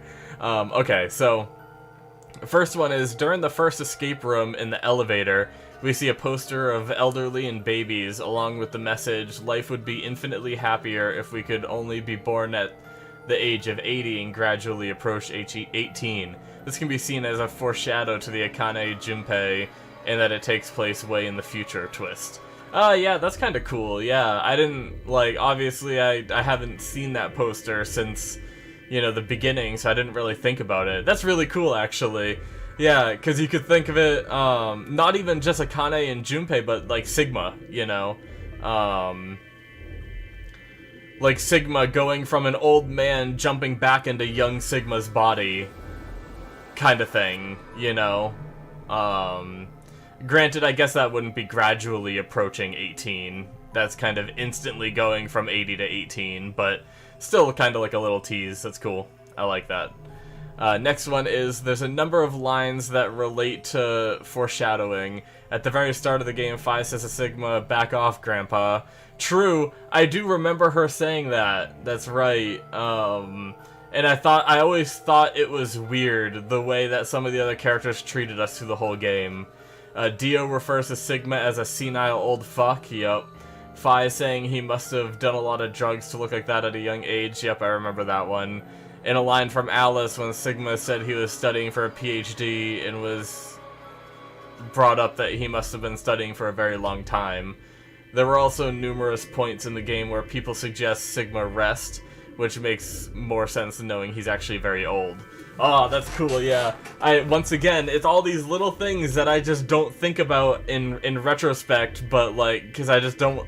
I don't think about some of those lines earlier in the game because I just don't remember, you know. But as soon as my friend here mentioned "back off, Grandpa," and some of these other lines, I do remember they mentioned like I think they recapped the Fi saying he must have did a lot of drugs to look like that at a young age. So I do remember that one specifically, but I forgot about the "back off, Grandpa" part. So that's cool. I love when they can foreshadow things like that and you just don't get it until you finally get it and it makes sense later on at the end, you know. Alright, next is when talking to Alice in the Bee Garden, she tells Sigma, "You remind me a lot of my father," which is a bit odd given Sigma is presumably younger than her, but knowing his actual age, it makes sense as they're likely around the same age if her father had not been murdered. Yeah, that's true. So another one of those little okay. Yeah, that's cool.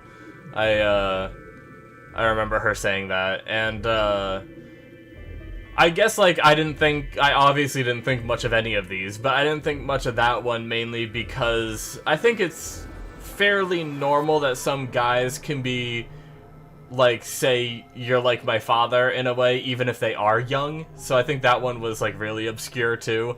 Because they even say, like, sometimes girls will find a guy that's kind of like their father to fall in love with, you know?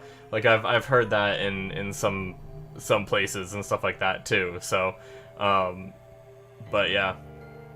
Alright, looking back at a lot of the perverted moments with Sigma, it's a lot creepier knowing how old he was, such as with Clover and the scratch-off poster. Yeah, that yeah, he's like, the funny thing is like it makes it a lot creepier, but it also makes it a little more endearing thinking that this old man was doing it, because that's the kind of shit that old men can get away with. Like, my grandpa does that all the time. Like, I've gone up to, like, we have a camp, like, he has a camp 4 hours away, and I've gone with him, and we'll see, like, a girl on the side of the road or something, and he's like, "Oh, there's a girl for you," and just, like, she's cute, too, or something, and, like, he'll just say, that's not that creepy, you know, but, and we'll be, like, up in, like, the boonies, you know, and he'll be like, "Oh, like, a lot of hit girls out here for you. They might be missing a few teeth, but I'm sure they're still good people." And just, like, I don't know, little jokes like that and stuff like that. There's a lot of old people that I feel like make a lot of, like, dirty jokes, and I feel like it's a little more endearing than when you see someone young doing it, you know?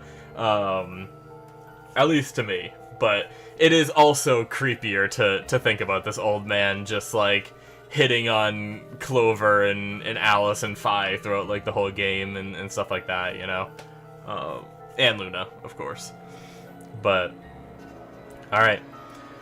It makes sense Dio played a significant role due to the fact, if you can remember from the first game, the Nonary game only works when there's a real threat involved, and him planting the bombs made made him the ace of this Nonary game.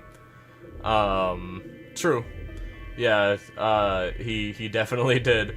Didn't like him, but he was meant to be an antagonist throughout the whole game. That was his whole role. Like, at first I thought he was just gonna be this asshole, but then he had a hidden agenda too, so, but yeah, I mean, they kind of explained that with the whole, like, the reason they accepted him in. Like, they even knew he was coming, you know? They knew all this was gonna happen, and they still let him in because he needed to be there for everything to fall into place and work, so. I believe you thought of this before, but Dio helped with the genetics puzzle in the laboratory, a nice bit of foreshadowing to his backstory. Oh, true. Yeah. I don't know if I ever said that. Maybe I did. I probably said a lot of things that I don't remember. but yeah, that's cool that he helped with that, and obviously he is a clone and stuff like that. Did we know at the time of going through that laboratory who he was? Or at least in my playthrough? I can't quite remember. I feel like the laboratory was after I got the moon ending, but maybe it wasn't.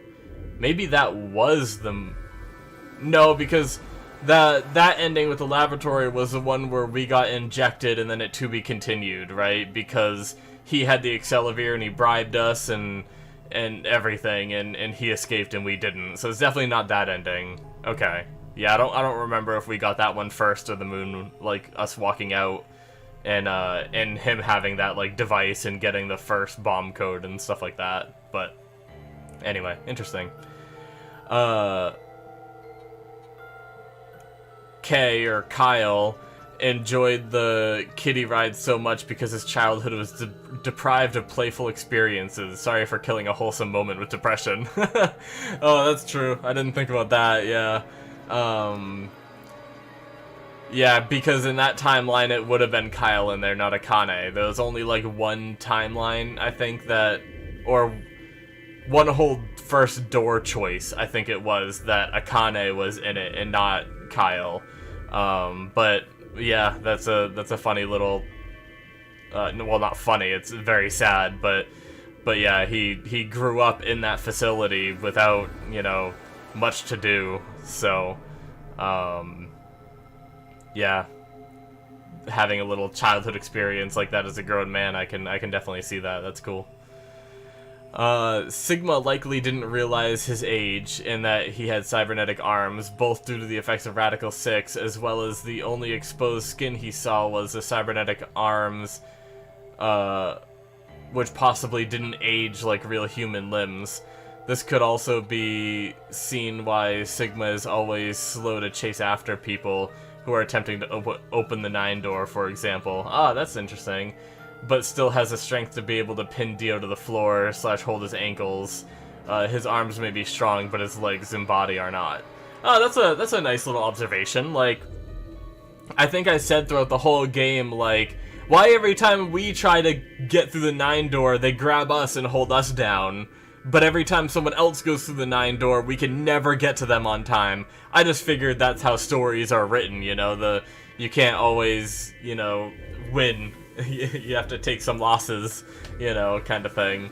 But that's a really cool concept, is the idea that he was this old man, so he couldn't, you know, keep up with the younger people there, and that the cybernetic arms helped. And then also just the mention, like, I didn't even really think about that, is that if you looked at his arms, you know, why didn't he realize that he was older through that, you know? But I guess that was probably another question I was gonna ask, was, like, were all the mirrors, like, faded in that place? I guess they must have been, right? Because there was that one mirror above the sink, but I don't think it was reflective. I think, like, it was, like, very, like, matte and didn't show, like, a matte texture and didn't, like, show a reflection. But it's, like, crazy that, like, I guess they were angled downwards so you can see them on the phone, but there was that one puzzle where you had to, like, look in the mirrors to see, like, the number or something like that. And, like, I'm surprised he didn't, like, see anything there, but I think I forgot to add that question in. But I guess, like, that maybe kind of answers it, is that his arms are cybernetic, so they didn't, they don't have the effects of age, you know? They probably just look like a young person's arms. And he, you know, doesn't see any other part of his body because he has pants on and stuff like that. Although, didn't he have shorts on? I can't remember if, in, like, we see him in that, like, sports, like, the kind of sports blue shirt, and then doesn't he have shorts on because he reached down to his ankle and, like, grabbed the key, and I don't remember him having to, like, pull up his pants to do that. Anyway, yeah. Cool. I like that a little bit. The Secret File, Knox's 10 Commandments, is a real rule set made by author Ronald Knox, which the game likely threw in to gloat about how it broke every single one of those rules. Instead of listing it here, you can go back and look at them to see every one of those rules was in some way broken in this game. I can explain the ones you don't get afterwards, rather than add an extra 1,000 words explaining them all here. Okay. So let's actually find that real fast in-game, because he sent me a screenshot of it, but since I'm on here, I might as well find it so you guys can see it too. So, so the first one, the criminal must be mentioned early on. That, I mean, they mentioned Zero right away, so they kind of did that, right? But I guess in a way you could see Dio as the criminal, and he wasn't mentioned until you finally made it to that ending. So I guess that could be how that one was broken. They also didn't tell you who Zero was. It's just like a code name and not the actual person. So technically they didn't really tell you who Zero was either. So I guess that could be broken in many ways, you know? All supernatural or preternatural agencies are ruled out. Well, that's definitely not true in this game. We know why, you know, with the wow, morphogenic fields and all that stuff that happened, you know, espers and all that. 3 is no more than one secret room or passage. Well, I mean, there's a bunch of secret rooms and stuff like that, because I mean, I guess you could consider every puzzle room a secret room, probably. And then there's also... Yeah. Yeah, okay, never mind. I was gonna, like, go into more detail, but that's fine. No hitherto undiscovered poisons may be used, nor any appliance which will need a long scientific explanation.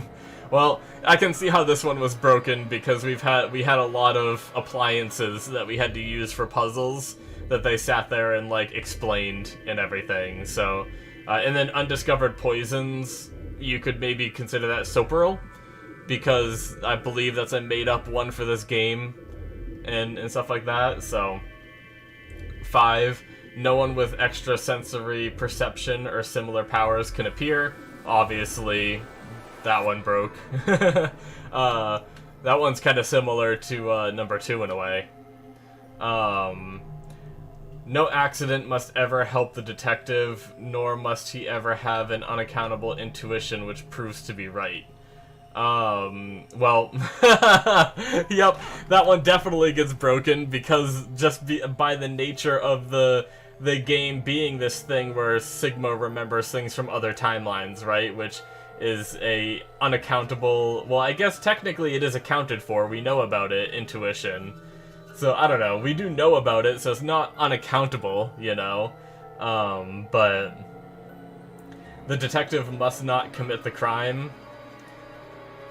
So, okay, yeah, no, I guess we did break that one, because if we consider Sigma as the character we played to be the detective in this situation, technically he is the one that orchestrated all of this.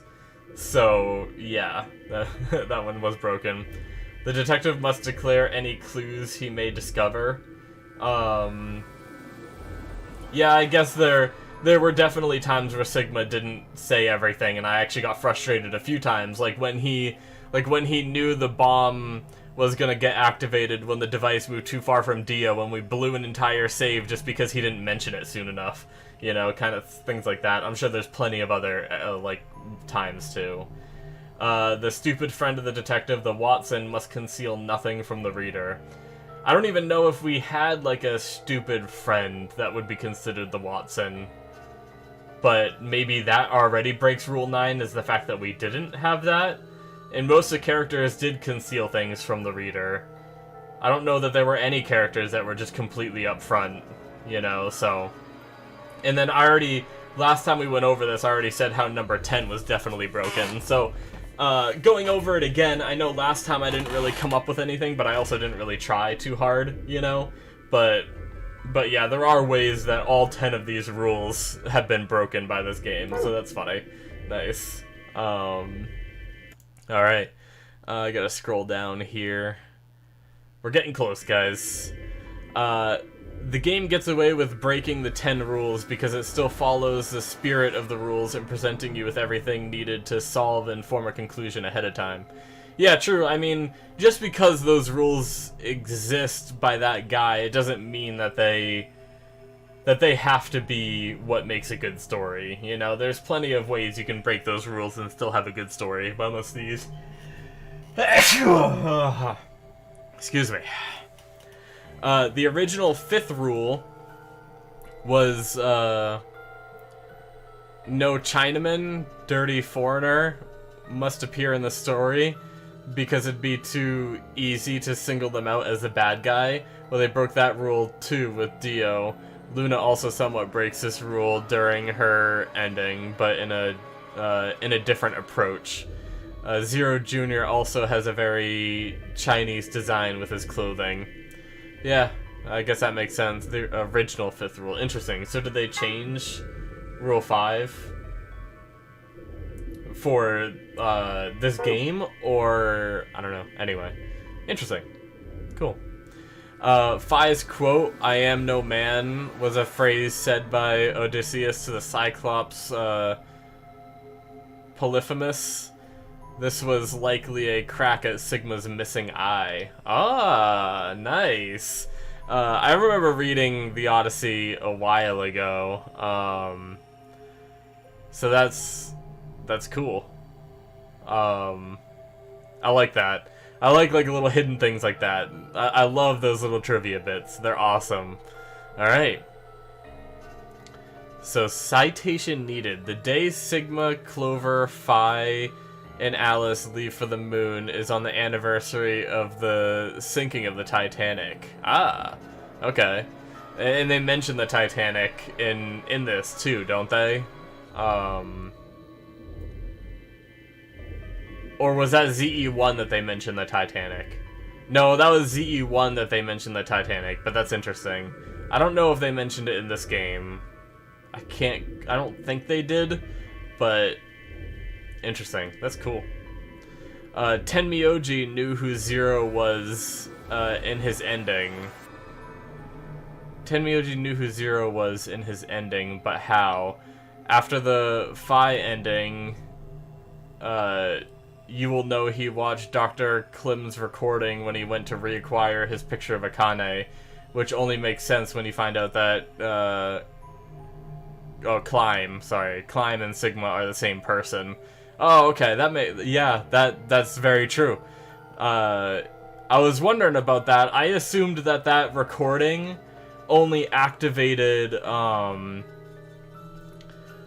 assume that recording only activated for Sigma, you know? But I guess that, that makes sense. I'm trying to think back to that, because remembering that ending now, was it... I guess we were probably alone, right? Because that would have been a given. Like, someone would have said something if we were standing there and the picture, like, the hologram of us looked exactly like us. Someone would have said something. I was trying to remember if, like, Phi was there and she just, like, didn't say something about it, you know? Or what, but yeah, that's interesting. I honestly forgot that. I still don't even remember, like, seeing that part where Tenmyoji knew who Zero was. But I'll take your word for it, obviously, that it, that he did. Just bad memory on my part. But that's really cool. I didn't think about that. I'm gonna take a sip of water real fast, guys. Starting to have a ting in my throat.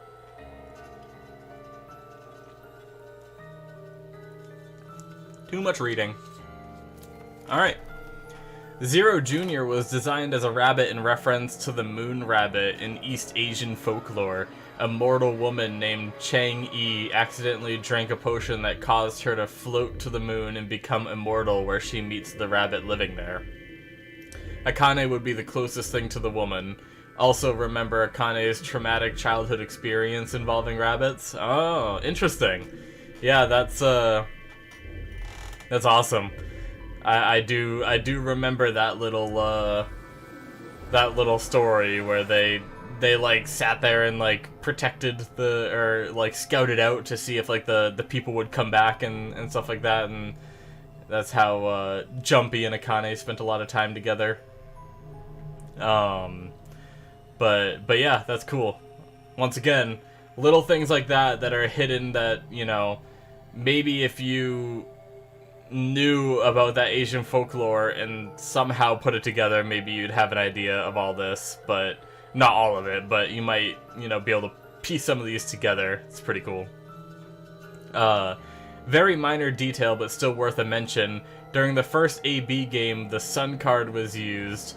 Then for the second AB game, the Moon card was used. After that, it was a Star card, which could be used as many times as needed. This is because only one Sun and Moon can be seen from Earth, but and many stars can be seen. Oh, that's cool. Yeah. I didn't really even consider any of that, so yeah, makes sense. Cool. Another minor detail, the only times you get a white chromatic door are the routes where the two previous doors you picked mix to create white. Oh, that's really cool too. Me and my bad freaking color combining methods. I just suck at the whole color combining. I was happy that the game decided to kind of have characters like tell us how all they combine and everything, because yeah, I was really bad at that. So I never even thought about what the two doors we went through mix. So neat little factoid. The only person who doesn't betray ends up not being a human, Luna, shows just how bad humanity really is, given she could still just be following the 3 laws of robotics, even if not fully. True, but yeah, it's very true. Luna was the best of all of us, I will say that, for sure. Every escape room was labeled clearly with what kind of room it was, up until the final one, the Q room, which happened to be a door that leads you to your escape, in a sense. Just like ZE1, if I'm not mistaken, I believe Tenmyoji gave a similar reaction to this. The key to logging into the computer in the Q room was also found in the Quirk route. Oh, okay, that's cool. Hold on, I'm just kind of rereading it real fast. Every escape room was labeled clearly with what kind of room it was up until the final Q room, which happens to be a door that leads to your escape, in a sense. Yeah, okay. Yeah, that's cool. Sigma notices something wrong with the sink in the infirmary as it's slowly draining. However, this isn't a problem with the sink, it's gravity itself. Ah, this is one of the few things that Radical 6 can't account for, much like Phi's jumping capability. Nice. That's really cool. What does K stand for? Kyle, or if it's the route with Akane, Kani, and or Kurashiki. You can also notice a slight change in K's character on the route where it's Akane. This might not be intended, but it's slightly noticeable looking back on certain parts. That's cool. I do wonder if that is intended or not, but that's pretty cool. I assumed once we had the reveal for Kyle that that's kind of what K stood for. So that was one that I maybe didn't say out loud, but I kind of felt like it was obvious, you know? So, but yeah, that's pretty cool.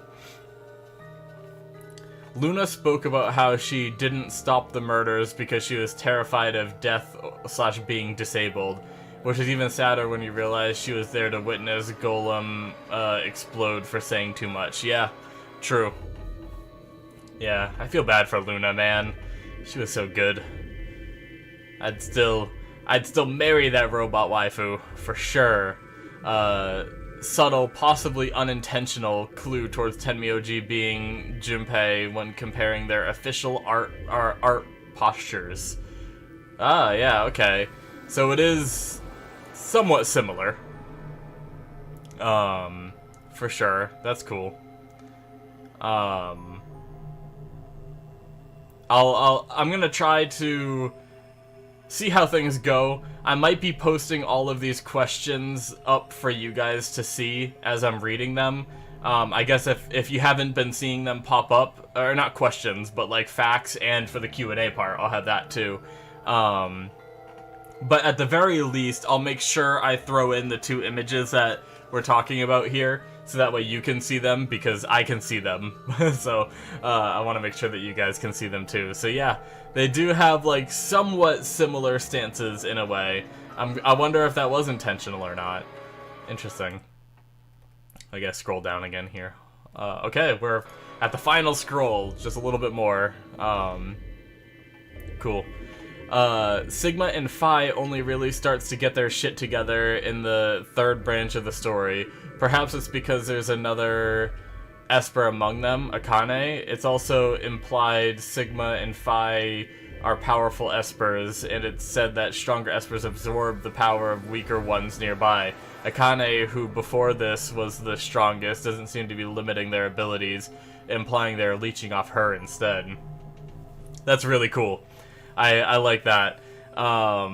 It is true, like, I think I did think about it as I was going through that, like, wow, we're getting a lot of, like, the vision stuff, and all that is really kicking off, in the third branch, and I didn't even think about the fact, like, when we got towards the end and we found out Akane was there the whole time, that's how that was. Even after reading about the whole, like, leeching thing, it just didn't dawn on me, so that's awesome. I really like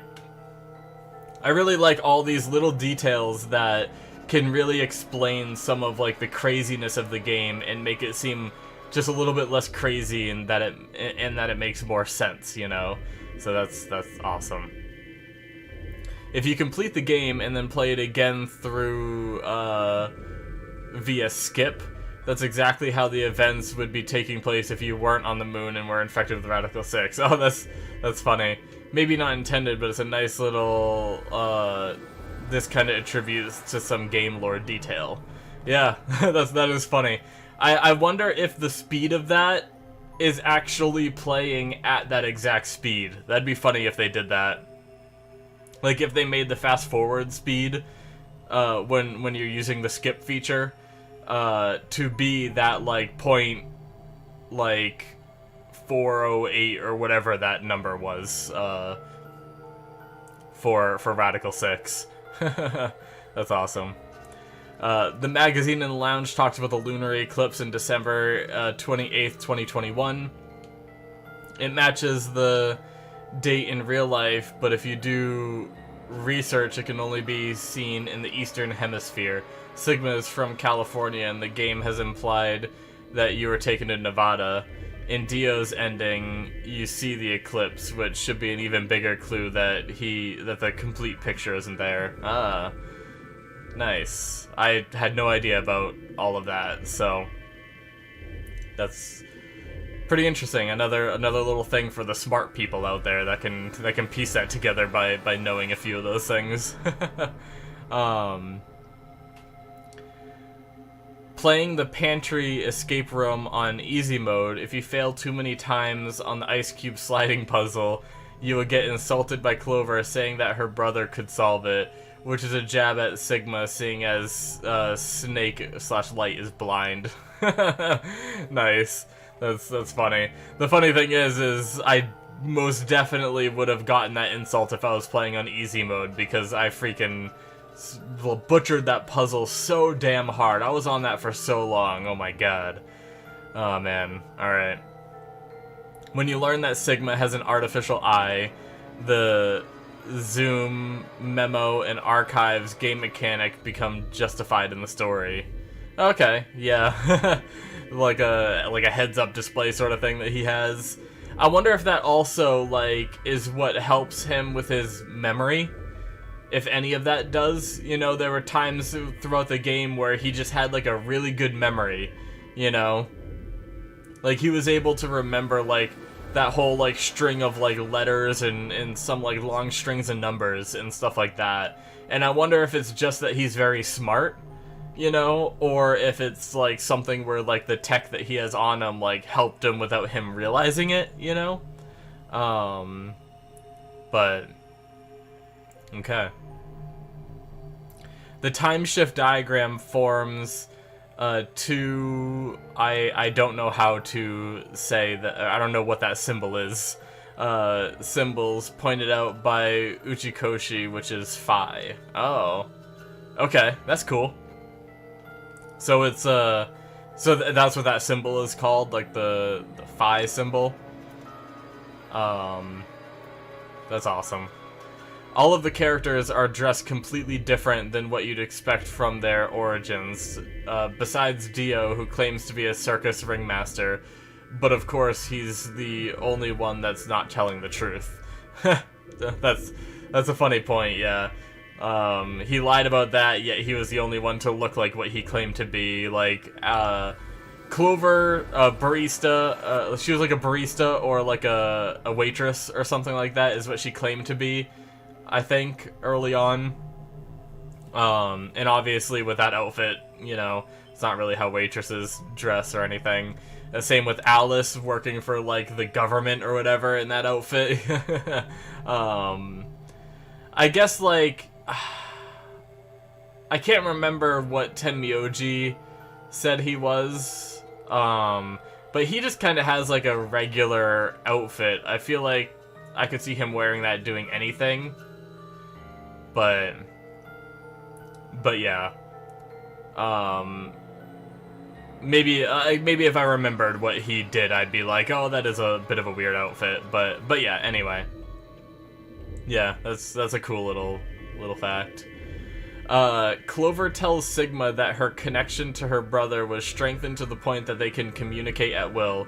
However, is unable to while there, and assumes it's because there is another stronger Esper nearby, which may be true, but seeing as what happened to the outside world, there's a good chance that Snake such light isn't alive. This is even more depressing when you realize Snake would have had the same experience prior to anything happening when she was frozen. Damn, yeah. Yep, that is very sad to think about, that, you know, he just could be dead because of everything that happened on Earth. Man. Freaking bummer, man. I love Snake. I'm like, I can't wait.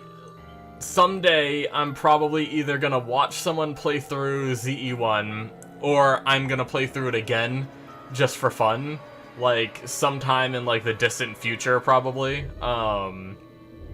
And I can't wait to see, like, Snake again, because obviously I'm gonna know what happens, but I'm gonna be going through it just for, like, the nostalgia of all the characters and stuff like that, but yeah. I can't wait to go through it knowing, because when I went through it, I was hesitant on liking anyone, because I was like, is this person gonna be the bad guy? Is this person the bad guy? You know, but now, like, I know, and I can just, like, enjoy the characters, you know, but yeah. The Japanese game's name translates to both meanings. Everyone should become a good person, and good people die.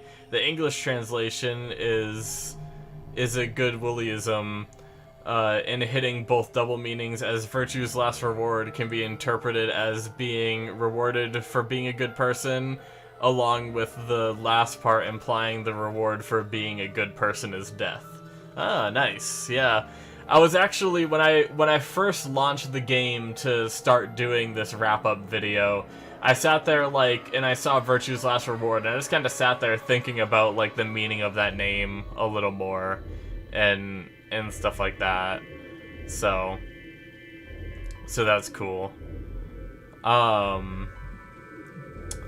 So he actually sent me a picture of the meanings for the bombs, which if we see in the last page here, deactivation passwords, they say they aren't just gibberish, there's something hidden in each one. I can give you one hint plus one good luck. And I didn't bother trying to figure this out myself, so I had him send me this picture. So if I open this up, oh, I did not want to open that up there. Well, I hope that didn't mess up my trailer. So here, there we go. Make sure everything, okay. I wanted to make sure everything's going okay on the recording still. Alright, we're good. In the final hidden file, it says +1 to alter the bomb codes from gibberish to something meaningful. This means to move forward one letter of the alphabet for each letter. So bomb 0 comes out to my brother. Bomb 1, crash keys. Bomb 2, free Z soul. And bomb 3 is Myrmidons. clay dolls in Japanese version. Okay, that's cool. So nothing too crazy revealing, but just like a cool little Easter egg, I feel like, and thrown in the game, you know, for the people that could figure that out and realize that. So that's cool. That's really neat. Alright, but that is it for the facts. I do want to talk about the game in general just a little bit before we get into the trailer, and then we'll do the trailer and we'll talk about that a little bit, and then that'll be it. So, overall, after sitting on the game for a bit, I was a little, like, jostled by the ending, because it was definitely not the same as, like, ZE1. Like, ZE1, I felt like everything, like, came to a head and, like, ended, you know, for the most part, except for, like, the Alice question with seeing her on the side of the road.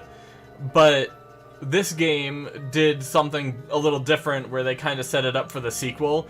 So when I initially played my ending, you guys can probably tell by watching it, I was a little jostled by the fact that I didn't really know what to think. But after sitting on it and knowing that they, like, and thinking about how they, you know, set up a lot of things for ZE3 and ZE2, and I know my friend mentioned that, like, ZE3 suffered from some development issues and stuff like that, so it didn't come out as, you know, maybe perfect as it could have been, and maybe not everything got answered as it should have been.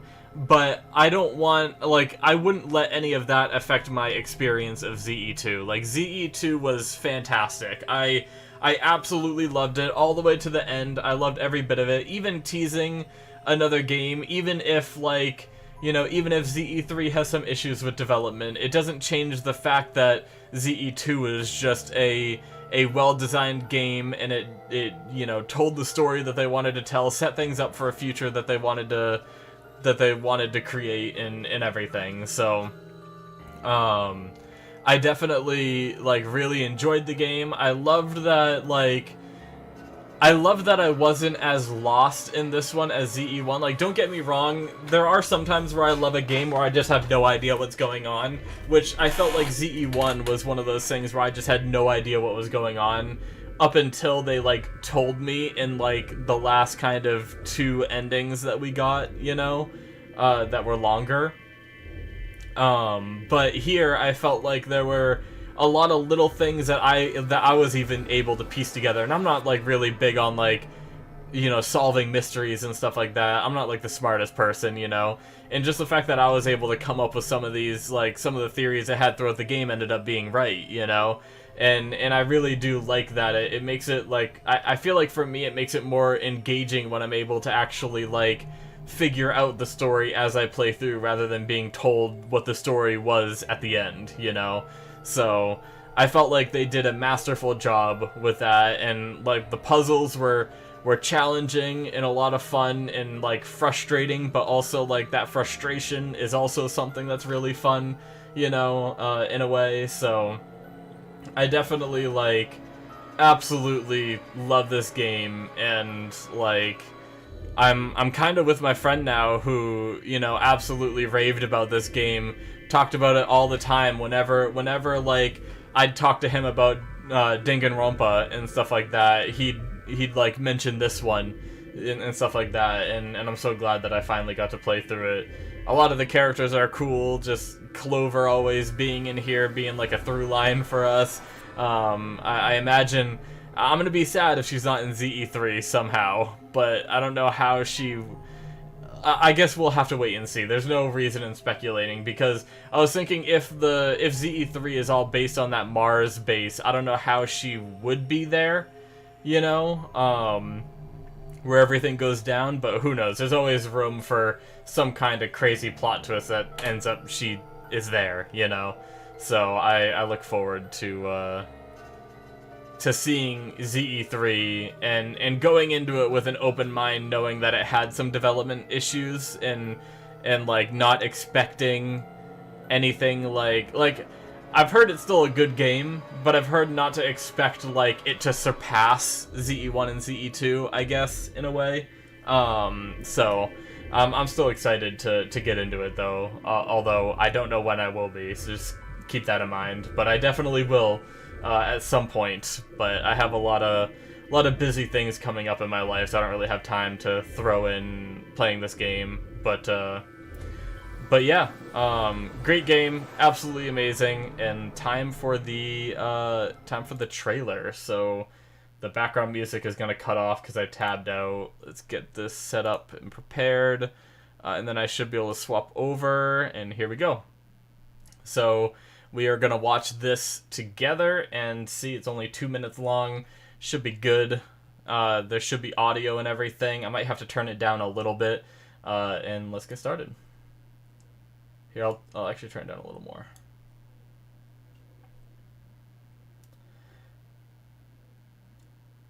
Alright. Ooh. December 31st, 2028. Oh, Plague Mask. 9 people held against their will. Ooh. I kind of want to go back and look at them. Separated into 3 teams, they must all play a game. One will determine the fate of mankind. The decision game. Whoa! Huh? Don't worry. I won't die. Carlos. What is your problem? There's no point in living once you lose the one you care about. Akane! Most. Akane! Sorry, but I am done with. I didn't even realize that was But why? him at first. I- Junpei! If just one more person dies, one more. Just That's one more. creepy. Q. Oh, this is it. And his last words Oh, were God. exactly the same as my first. Mira. Mira, Oh god. Where is she? Eric, calm down. Creepy. Mira. Mira is Eric. my angel. You're really nice. People tell me it's a fault of mine. Please. Diana. Kill me. I'm doing it to protect you too. Wait, Sigma! Wait, Sigma! Don't! But if we don't act, we're the ones who die. I want the two of you to keep on living. Bye! I love Fi! you. Oh my god, she looks so different. Rests on your decision. With the different models and everything in this. You decide. Zero changed up his mask, so that was Zero, the Plague Mask. Pleasant dreams. Did that say CQD? Zero Time Dilemma. Wow. That was cool. I'm actually really excited to play this. Like, I know that, like I said, my friend mentioned that, like, it's not his favorite out of the 3 games, but he still said it's a lot of fun, you know? So, like, I also already know going into it that it's different. I've been told it's more like the Walking Dead game and stuff like that. Where you're kind of like, it's not going to be the same as what ZE1 and ZE2 was, so I'm kind of excited for a little change of gameplay pace too, which is going to be interesting. But look how different Fi looks, like, damn. Like, I feel like this looks completely different than what she looks like in ZE2. I feel like her face, like her chin goes down to way more of a point and is way more like narrow and not as rounded or whatever, but interesting. A lot of these characters I didn't even recognize right away because of the models and like and stuff like that.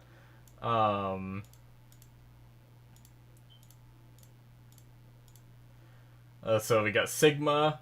He looks like a badass. We didn't get to see young Sigma's face, like, too much throughout the game, so, like, I didn't even, like, recognize him too much, right away when we saw it. She looks like she might be waifu material. Another random person. Mira. Friggin' seems crazy as hell. Could be interesting. Sometimes you just need a crazy chick. Q, the new quirk, or it's gonna be quirk or some bullshit. I don't know. Watch it just end up being quirk in the end. He has a crossbow. What the hell? And then Junpei looks a lot different too. I'm guessing he's older at this point. Maybe? It's only supposed to be like a year later. Maybe it's just like a redesign of his character a bit. Because like if I go back to that picture that compared like the ZE1 logo of Junpei, it does not look like the same person, like, at all. Except for like kind of the hairstyle. But, like, I guess it is comparing, like, more of a 3D to a 2D, you know, kind of thing. But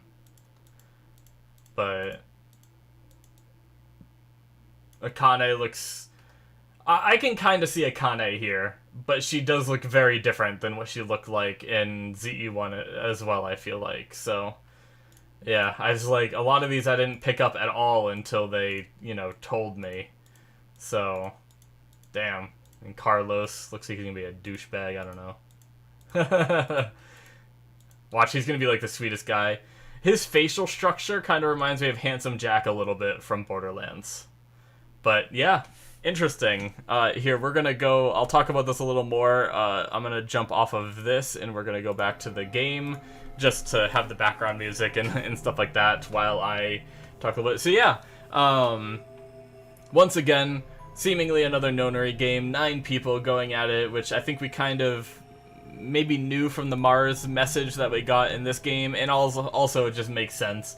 Zero has like a little bit of a redesign with like the plague mask sort of thing, rather than just like a gas mask. So that's kind of cool. And yeah, we obviously know they're playing a game deciding the fate of mankind, it said, so that was obviously Radical 6 getting out and stuff like that, and what Sigma is going to be trying to stop and prevent that that terrible future that he kind of experienced, you know. So I'm excited, guys. I think it's going to be a lot of fun. So yeah, I think this is gonna wrap up my ZE2 wrap up, and I am officially ready to jump into ZE3 whenever I have the time. So hopefully you guys enjoyed this wrap up. Hopefully it wasn't too long-winded. I'm sure there's probably not going to be a lot of people that sit through the whole thing. If you happen to sit through the whole thing, thank you so much. Like, props to you, dude. That's great. But yeah, it is a very long video going over a lot of things, so I'll probably try to do the timestamp thing. I don't do that for most of my other videos because it's just not needed, but I'll try to figure out the YouTube timestamp thing for this video probably. So yeah, anyways guys, that's it from me. Thank you guys so much for watching and watching through this whole thing and going through it with me and all that. So it's been a lot of fun. Make sure you hit that subscribe button if you enjoyed, as usual. Check out my Patreon if you want to support the channel. You get some content ahead of time, but most of it is not game related. It's my reaction stuff, but if you're interested in that, check it out. The link is in the description. So yeah, guys, thank you so much, and I will see you in my future videos. Bye-bye.